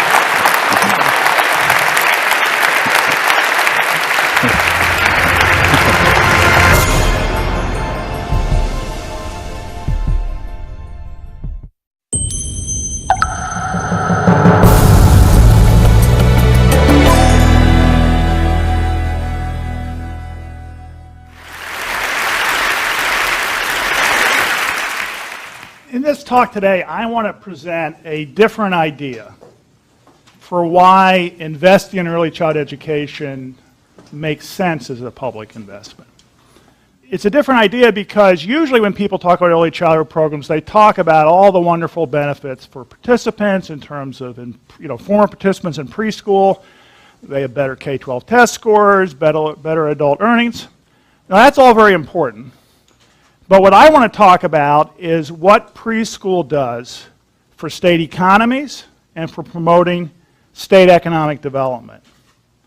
And that's absolutely crucial because if we're going to get increased investment in early childhood programs, we need to interest state governments in this. The federal government has a lot on its plate, and state governments are going to have to step up. So we have to appeal to them, to legislators in the state government, in terms of something they understand that they have to promote the economic development of their state economy. Now, by promoting economic development, I don't mean anything magical. All I mean is that early childhood education can bring more and better jobs to a state and can thereby promote higher per capita earnings for the state's residents. Now, I think it's fair to say that when people think about state and local economic development, they don't generally think first about what they're doing about child care and early childhood programs. I know this. I've spent most of my career researching these programs. I've talked to a lot of directors of state economic development agencies about these issues, a lot of legislators about these issues. When legislators and others think about economic development, what they first of all think about are business tax incentives. Property tax abatements, job creation tax credits, there are a million of these programs all over the place. So, for example, states compete very vigorously to attract new auto plants or expanded auto plants, hand out all kinds of business tax breaks. Now, those programs can make sense if they in fact induce new location decisions, and the way they can make sense is by creating more and better jobs. They raise employment rates, raise per capita earnings of state residents, so there is a benefit to state residents that corresponds to the cost that they're paying by paying for these business tax breaks. My argument is essentially that early childhood programs can do exactly the same thing, create more and better jobs, but in a different way. It's a somewhat more indirect way. These programs can promote more and better jobs by you invest in high-quality preschool. It develops the skills of your local workforce, if enough of them stick around. And in turn, that higher quality local workforce will be a key driver of creating jobs and creating higher earnings per capita in the local community. Now, let me turn to some numbers on this. Okay, if you look at the research evidence that's extensive on how much early childhood programs affect the educational attainment, wages, and skills of former participants in preschool as adults, you take those known effects, you take how many of those folks will be expected to stick around the state or local economy and not move out, and you take research on how much skills drive job creation, you will conclude from these three separate lines of research that for every dollar invested in early childhood programs, the per capita earnings of state residents go up by $2.78. So that's a 3-to-1 return. Now, you can get much higher returns of up to 16-to-1 if you include anti-crime benefits, if you include benefits to former preschool participants who moved to some other state. But there's a good reason for focusing on these $3 because this is salient and important to state legislators and state policymakers, and it's the states are going to have to act. So there is this key benefit that is relevant to state policymakers in terms of economic development. Now, one objection you often hear, or maybe you don't hear it because people are too polite to say it, is, why should I pay more taxes to invest in other people's children? What's in it for me? And the trouble with that objection, it reflects a total misunderstanding of how much local economies involve everyone being interdependent. Specifically, the interdependency here is that there are huge spillovers of skills, that when other people's children get more skills, that actually increases the prosperity of everyone, including people whose skills don't change. So, for example, numerous research studies have shown if you look at what really drives the growth rate of metropolitan areas, it's not so much low taxes, low cost, low wages. It's the skills of the area. Particularly, the proxy for skills that people use is percentage of college graduates in the area. So when you look, for example, at metropolitan areas such as the Boston area, Minneapolis, St. Paul, Silicon Valley, these areas are not doing well economically because they're low cost. I don't know if you ever tried to buy a house in Silicon Valley. It's not exactly a low-cost proposition. They are growing because they have high levels of skills. So when we invest in other people's children and build up those skills, we increase the overall job growth of a metro area. As another example, if we look at what determines an individual's wages, and we do statistical exploration of that, what determines wages, we know that an individual's wages will depend, in part, on that individual's education. For example, whether or not they have a college degree. One of the very interesting facts is that in addition, we find that even once we hold constant, statistically, the effect of your own education, the education of everyone else in your metropolitan area also affects your wages. So specifically, if you stick in, you hold constant your education, you stick in percentage of college graduates in your metro area, you will find that has a significant positive effect on your wages without changing your education at all. In fact, this effect is so strong that when someone gets a college degree, the spillover effects of this on the wages of others in the metropolitan area are actually greater than the direct effects. So if someone gets a college degree, their lifetime earnings go up by a huge amount, over $700,000. There's an effect on everyone else in the metro area of driving up the percentage college graduates in the metro area. And if you add that up, it's a small effect for each person. But if you add that up across all the people in the metro area, you actually get that the increase in wages for everyone else in the metropolitan area adds up to almost $1 million. That's actually greater than the direct benefits of the person choosing to get education. Now, what's going on here? What can explain these huge spillover effects of education? Let's think about it this way. I can be the most skilled person in the world, but if everyone else at my firm lacks skills, my employer is going to find it more difficult to introduce new technology, new production techniques. So as a result, my employer is going to be less productive. They will not be able to afford to pay me as good wages.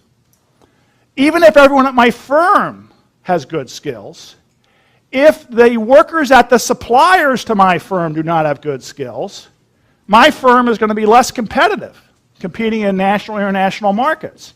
And again, the firm is less competitive, will not be able to pay as good wages. And then particularly in high-tech businesses, they're constantly stealing ideas and workers from other businesses. So clearly, the productivity of firms in Silicon Valley has a lot to do with the skills, not only at the workers at their firm, but the workers at all the other firms in the metro area. So as a result, if we can invest in other people's children through preschool and other early childhood programs that are high quality, we not only help those children, we help everyone in the metropolitan area gain in wages, and we'll have the metropolitan area gain in job growth. Another objection you sometimes hear to invest in early childhood programs is concern about people moving out. So, maybe Ohio is thinking about investing in more preschool education for children in Columbus, Ohio, but they're worried that these little Buckeyes will, for some strange reason, decide to move to Ann Arbor, Michigan, and become Wolverines. And maybe Michigan will be thinking about investing in preschool in Ann Arbor, Michigan, and be worried these little Wolverines will end up moving to Ohio and becoming Buckeyes. And so they'll both underinvest because everyone's going to move out. Well, the reality is, if you look at the data, Americans aren't as hypermobile as people sometimes assume. The data is that over 60% of Americans spend most of their working careers in the state they were born in, over 60%. That percentage does not vary much from state to state. It doesn't vary much with the state of the state's economy, whether it's depressed or booming. It doesn't vary much over time. So, the reality is, if you invest in kids, they will stay, or at least enough of them will stay that it will pay off for your state economy. Okay, so to sum up, there is a lot of research evidence that early childhood programs, if run in a high-quality way, pay off in higher adult skills. There's a lot of research evidence that those folks will stick around the state economy. And there's a lot of evidence that having more workers with higher skills in your local economy pays off in higher wages and job growth for your local economy. And if you calculate the numbers, for each dollar, we get about $3 back in benefits for the state economy. So, in my opinion, the research evidence is compelling and the logic of this is compelling. So, what are the barriers to getting it done? Well, one obvious barrier is cost. So if you look at what it would cost if every state government invested in universal preschool at age 4, full-day preschool at age 4, the total annual national cost would be roughly $30 billion. So $30 billion is a lot of money. On the other hand, if you reflect on that the U.S.'s population is over 300 million, we're talking about an amount of money that amounts to $100 per capita. Okay, $100 per capita, per person, is something that any state government can afford to do. It's just a simple matter of political will to do it. And of course, as I mentioned, this cost has corresponding benefits. I mentioned there's a multiplier of about 2.78 for the state economy in terms of over 80 billion in extra earnings. And if we want to translate that from just billions of dollars to something that might mean something, what we're talking about is that for the average low-income kid, that would increase earnings by about 10% over their whole career. Just doing the preschool, not improving K-12 or anything else after that, not doing anything with college tuition or access, just directly improving preschool. And we would get 5% higher earnings for middle-class kids. So this is an investment that pays off in very concrete terms for a broad range of income groups in the state's population and produces large and tangible benefits. Now, that's one barrier. I actually think the more profound barrier is the long-term nature of the benefits from early childhood programs. So the argument I'm making is that we're increasing the quality of our local workforce and thereby increasing economic development. Obviously, if we have a preschool with 4-year-olds, we're not sending these kids out at age 5 to work in the sweatshops, right? So at least I hope not.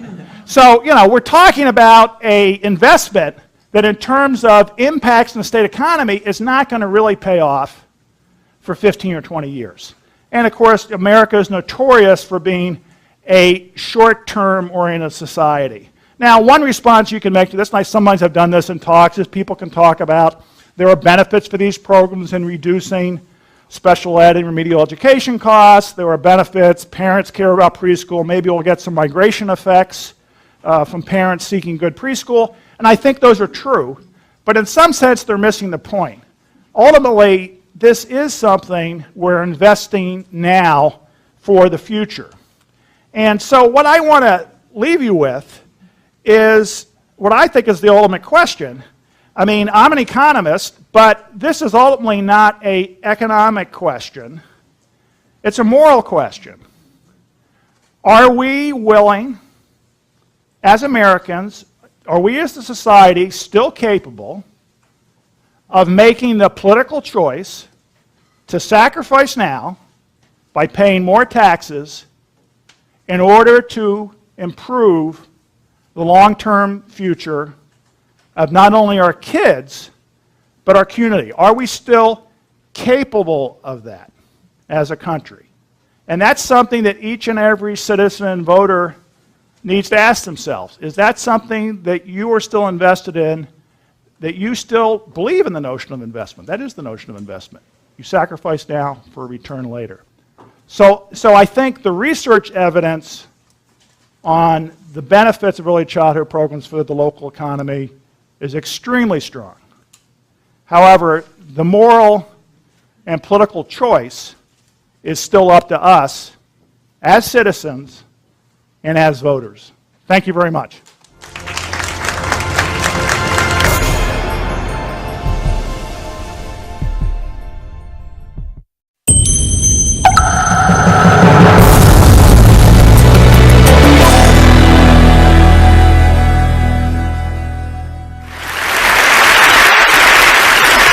Thank you so much, everyone from TED and Chris and Amy in particular. I cannot believe I'm here. I have not slept in weeks. Neil and I were sitting there comparing how little we've slept in anticipation for this. I've never been so nervous, and I do this when I'm nervous, I just realized.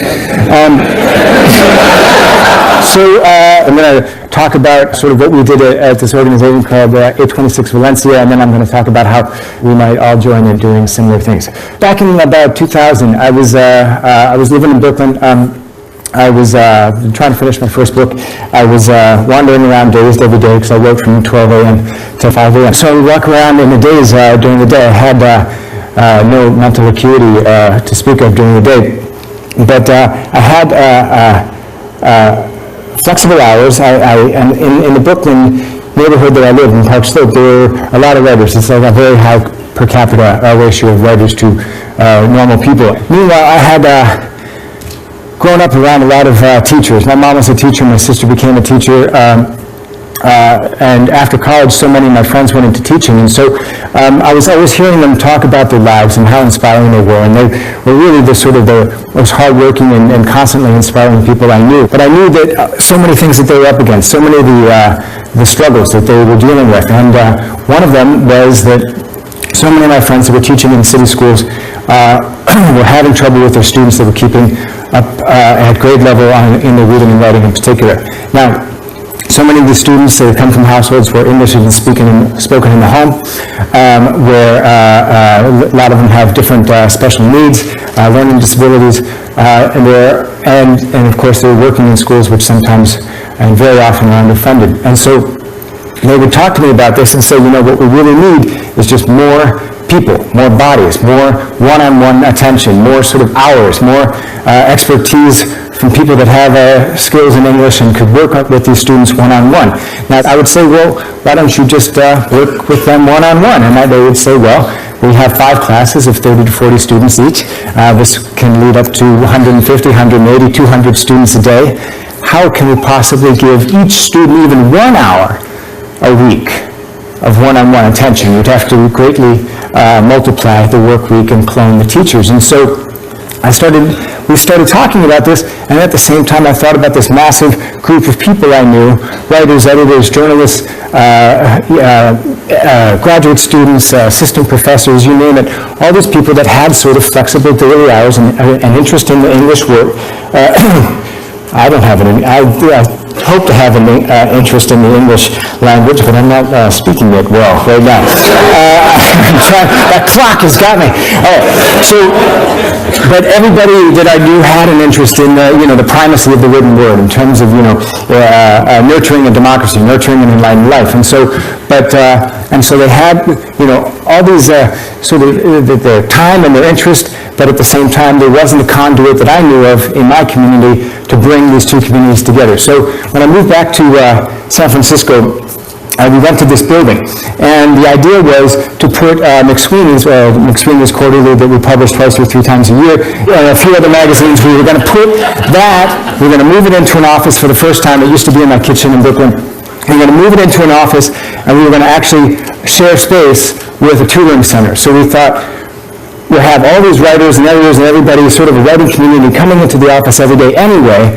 Why don't we just open up the front of the building to students to come in there after school, get extra help on their written homework. So you have basically no border between these two communities. So the idea was that we would be working on whatever we're working on at 2:30, the students flow in, and you put down what you're doing, or you trade, or you work a little bit later, or whatever it is, you give those hours in the afternoon to the students in the neighborhood. So we had this place, we rented it, the landlord was all for it. We did this mural, that's a Chris Ware mural that basically explains the entire history of the printed word in mural form. It takes a long time to digest, and you have to stand in the middle of the road. So we rented this space, everything was great, except for the landlord said, well, the space is zoned for retail. You have to come up with something, you've got to sell something. You can't just have a tutoring center. So we thought, really? And we couldn't think of anything necessarily to sell, but we did all the necessary research, and it used to be a weight room, so there were rubber floors below, acoustic tile ceilings, and fluorescent lights. We took all that down, and we found beautiful wooden floors, whitewashed beams, and it had the look. While we were renovating this place, somebody said, it really kind of looks like the hull of a ship, and we looked around, and somebody else said, well, you should sell supplies to the working buccaneer. And so this is what we did. So it made everybody laugh, and then we said, there's a point to that. Let's sell pirate supplies. So this is the pirate supply store. So you see, this is sort of a sketch I did on napkin, and Greg Carpenter built all this stuff, and you see we made it look sort of pirate supply-like. Here you see planks sold by the foot, and we have supplies to combat scurvy. We have the peg legs there that are all handmade and fitted to you. Up the top you see the eye patch display, which is the black column there for everyday use for your eye patch, and then you have the pastel and other colors for stepping out at night. Special occasions, bar mitzvahs and whatever. So we opened this place, and this is a vat that we fill with treasures the students dig in. This is replacement eyes in case you lose one. These are some signs that we have all over the place, practically joking with pirates. While you're reading this sign, we pull a rope behind the counter, and 8 mop heads drop on your head. That was just my one thing. I said we have to have something that drops on people's heads. So it became mop heads. And so this is the Fish Theater, which is just a saltwater tank with 3 seats. So, and then right behind it, we set up this space, which was the tutoring center. So right there is the tutoring center, and then behind the curtain was the McSweeney's offices, where all of us would be working on the magazine and book editing and things like that. So the kids would come in, or we thought that they would come in. I should back up, because we set the place up. We opened up. We spent months and months renovating this place. It was we had tables, chairs, computers, everything. I went to a .com auction at Holiday Inn in Palo Alto, and I bought 11 G4s with a stroke of a paddle. And and we brought them. We set everything up. And then we waited. It was started with about 12 of my friends, people I had known for years. They were writers in the neighborhood. And we sat, and we just at 2:30, we put a sandwich board out on the front sidewalk, and it just said free tutoring for all your English-related and writing-related needs. Just come in. It's all free. And so we thought, oh, they're going to storm the gates. They're going to love it. And they didn't. And so we waited, and we sat at the tables. We waited. Everybody was becoming very discouraged, because it was weeks and weeks that we waited, really, where nobody came in. And then somebody alerted us to the fact that maybe there was a trust gap, because we were operating behind a pirate supply store. So we never put it together, and so then around that time I persuaded a woman named Nineveh Caligari, a longtime San Francisco educator. She was teaching in Mexico City. She had all the experience necessary, knew everything about education. It was connected with all the teachers and community members in the neighborhood. I convinced her to move up from Mexico City where she was teaching. She took over as executive director. Immediately, she made inroads with the teachers and the parents and the students and everything. And so suddenly it was actually full every day. And what we were trying to offer was every day was one-on-one attention. The goal was to have a one-to-one ratio with every one of these students. And so, it's been proven that 35 to 40 hours a year with one-on-one attention, a student can get one grade level higher. And so, so most of these students, English is not spoken in the home. They come there. Many times the parents, you can't see it, but there's a church pew that I bought in a Berkeley auction that's right there, and the parents will sometimes watch while their kids are being tutored. And so that was the basis of it, was one-on-one attention. And, we found ourselves full every day with kids. If you're on Valencia Street, within those few blocks, at around 2:30, you would get run over often by the kids in their big backpacks or whatever, like actually running to this space, which is very strange because it's school in a way. But there was something psychological happening there. It was just a little bit different. And the other thing was there was no stigma. The kids weren't going into the center for kids that need more help or something like that. It was 826 Valencia. First of all, it was a pirate supply store, which is insane. And then secondly, there's a publishing company in the back, right? And so our interns were actually working at the same tables very often and shoulder to shoulder, computer next to computer with the students. And so it became a tutoring center, publishing center is what we called it, and a writing center. And so they go in, and they might be working with a high school student actually working on a novel, because we had very gifted kids too. And so there's no stigma. They're all working next to each other. It's all a creative endeavor. They're seeing adults. They're modeling the behavior of these adults that are working in the field. They can lean over, ask a question of one of these adults, and it all sort of feeds on each other. There's a lot of cross-pollination. And the only problem, especially for the adults working at McSweeney's who hadn't necessarily bought into all of this when they signed up, was that there was just the one bathroom. It was like, 60 kids a day, this is a problem. But, there's something about the kids finishing their homework in a given day, working one-on-one, getting all this attention. They finish their homework, they go home, they're finished. They don't stall, they don't do their homework in front of the TV. They're allowed to go home, 5:30, enjoy their family, enjoy other hobbies, get outside, play, and that makes a happy family. A bunch of happy families in the neighborhood is a happy community. A bunch of happy communities tied together is a happy city and a happy world, right? So the key to it all is homework, right? There you have it. This one-on-one attention. So we started off with about 12 volunteers, and then we had about 50, and then a couple hundred, and we now have 1,400 volunteers on our roster. And all of them, we make it incredibly easy to volunteer. The only key thing is, even if you have a couple hours a month, those 2 hours, shoulder to shoulder, next to one student, concentrated attention, shining this beam of light on their work, on their thoughts, and their self-expression is going to be absolutely transformative, because so many students have not had that ever before. So we said, even if you can have 2 hours one Sunday every 6 months, it doesn't matter. That's going to be enough. So that's partly why the tutor corps grew so fast. So then we said, well, what are we going to do with the space during the day? Because it has to be used before 2:30. So we started bringing in classes during the day. So every day was a field trip where they together create a book. You can see it being typed up above. This is one of the classes getting way too excited about writing. And you just point a camera at a class, and it always looks like this. So this is one of the books that they do. You notice the title of the book the book that was never checked out, Titanic. And the first line of that book is, once there was a book named Cindy that was about the Titanic. Meanwhile, there's an adult in the back typing this up, and taking it completely seriously, which is, blows their mind. So then we still had more tutors to use. This is a shot of just some of the tutors during one of our events. So then we said, the teachers that we work with, and everything is different to teachers. They tell us what to do. We went in there thinking we're ultimately completely malleable. You're going to tell us, the neighborhood's going to tell us, the parents are going to tell us, the teachers will tell us how we're most useful. So then they said, well, why don't you come into the schools? Because because what about the students that wouldn't come to you necessarily, who don't have really active parents that are bringing them in or aren't close enough? So then we started saying, oh, well, we've got 1,400 people on our tutor roster. Let's just put out the word. Teacher will say, I need 12 tutors for the next 5 Sundays who are working on our college essays, and send them in. So we put that out on the wire.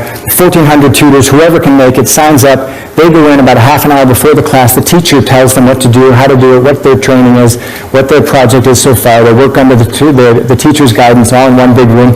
And that's actually the brunt of what we do, is people going straight from their workplace, straight from home, straight into the classroom and working directly with the students. So then we're able to work with thousands and thousands of more students. Then another school said, well, what if we just give you a classroom and you can staff it all day? So this is the Everett Middle School writer's room, where we decorated it in Buccaneer style. It's right off the library, and then we serve all 529 kids in this middle school. And this is their newspaper, the Straight Up News.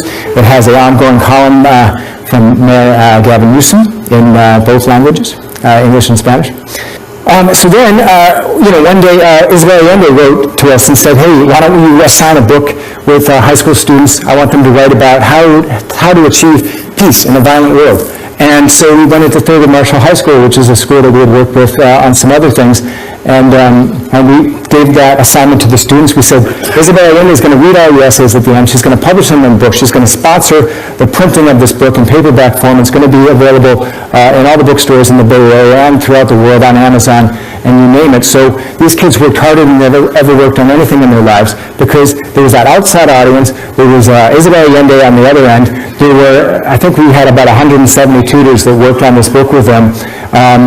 And so this worked out incredibly well. We had a big party at the end. This is a book that you can find anywhere. So that led to a series of these. You can see Amy Tan sponsored the next one. I might get somewhere. And this became an ongoing thing, more and more books. Now, and we're sort of addicted to the book thing. The kids will work harder than they've ever worked in their life if they know it's going to be permanent, know it's going to be on a shelf, know that nobody can diminish what they've thought and said, that it's that we've honored their words, honored their thoughts with hundreds of hours of 5 drafts, 6 drafts, all this attention that we give to their thoughts. And once they achieve that level, once they've written at that level, they can never go back. It's absolutely transformative. So then they're all sold in the store. This is near the planks. And so we sell all those student books. Where else would you put them, right? And so we sell them, and then something weird had been happening with the stores. The store actually, even though we started out as just a gag, the store actually made money. So it was paying the rent. And maybe this is just a San Francisco thing. I don't know. I don't want to judge. And so the people would come in. This was before all the pirate movies and everything. It was making a lot of money, not a lot of money, but it was paying the rent, paying the full-time staff. Remember those, the ocean maps you can see on the left. And it became a gateway to the community. People would come in and say, what is this? I don't want to swear on the web. And is that a rule? I don't know. So they would say, what is this?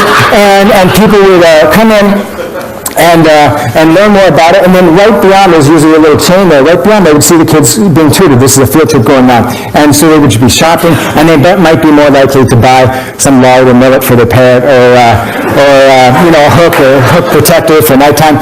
All of these things we sell.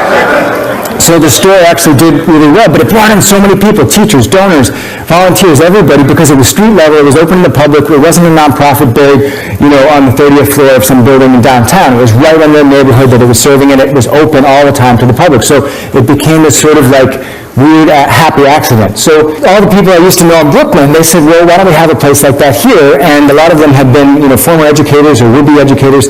So they combined with a lot of local designers, local writers, and they just took the idea independently and they did their own thing. They didn't want to sell pirate supplies. They didn't think that was going to work there. So knowing the crime-fighting community in New York, they opened the Brooklyn Superhero Supply Company.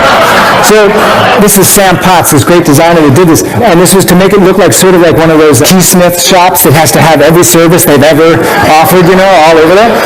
So they opened this place. Inside, it's like a Costco for superheroes. So all the supplies in kind of basic form, these are all handmade. These are all sort of repurposed other products or whatever. All the packaging is done by Sam Potts.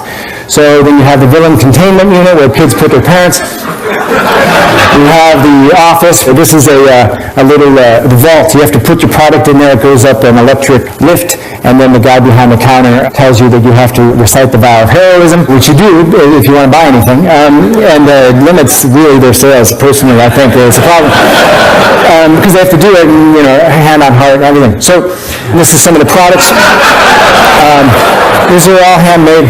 This is a secret identity kit if you want to take on the identity of Sharon Boone, one American female marketing executive from Hoboken, New Jersey. It's a full dossier on everything you would need to know about Sharon Boone. So this is the capery, where you get fitted for your cape, and then you walk up these 3 steel graded steps, and then we turn on 3 hydraulic fans from every side, and then you can see the cape in action. There's nothing worse than getting up there and the cape is bunching up or something like that. So then the secret door, this is one of the shelves. You don't see it when you walk in, but it slowly opens. You can see it there in the middle next to all the grappling hooks. It opens, and then this is the touring center in the back. So you can see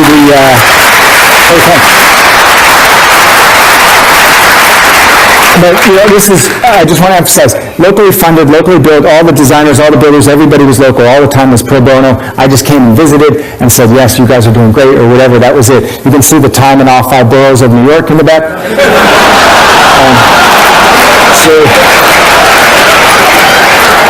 So this is a space during touring hours. It's very busy. Same principles, one-on-one attention, complete devotion to the students' work, and a boundless sort of optimism and sort of the possibility of creativity and ideas. And it's all sort of, the switch is flipped in their heads when they walk through those 18 feet of this bizarre store, right? So it's school, but it's not school. It's clearly not school, even though they're working shoulder to shoulder on tables, pencils and papers, whatever.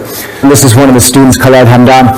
You can read this quote: addicted to video games and TV, couldn't concentrate at home, came in, he got this concentrated attention, and he couldn't escape it. So soon enough, he was writing. He would finish his homework early, got really addicted to finishing his homework early. It's an addictive thing to sort of be done with it and to have it checked and to know he's going to achieve the next day and be prepared for the school the next day. So he got hooked on that, and then he started doing other things. He's now been published in 5 books. He co-wrote a mockumentary about failed superheroes called Super Has-Beens.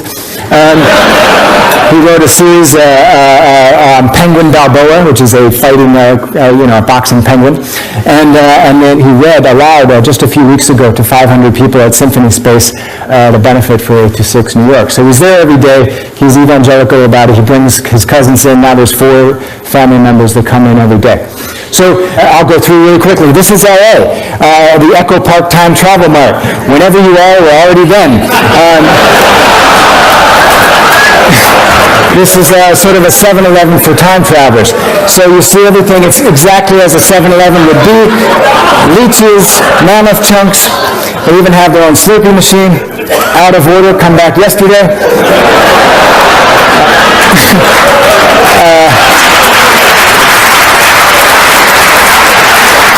Anyway, so I'm going to jump ahead.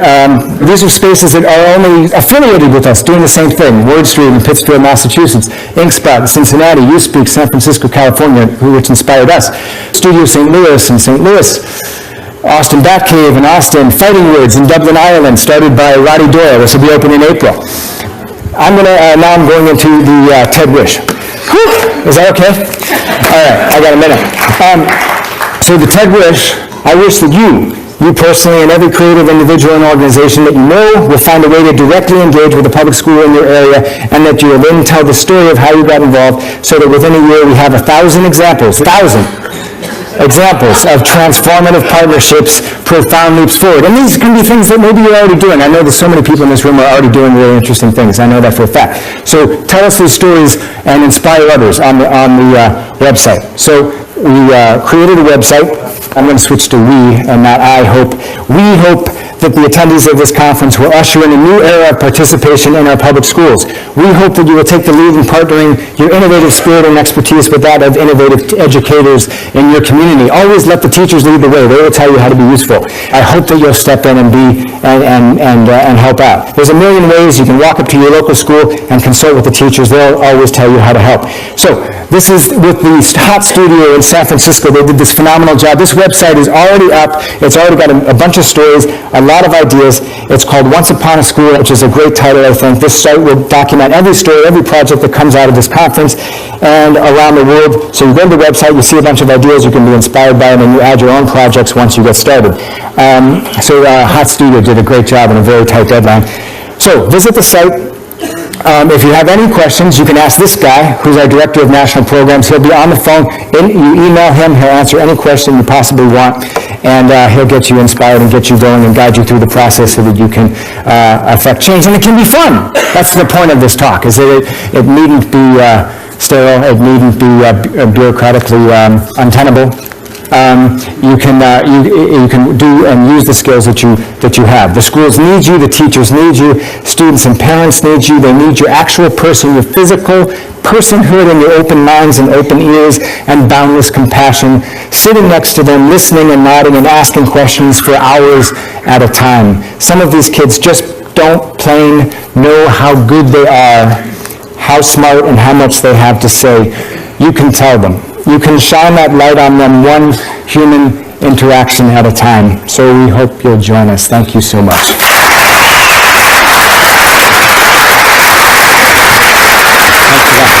you.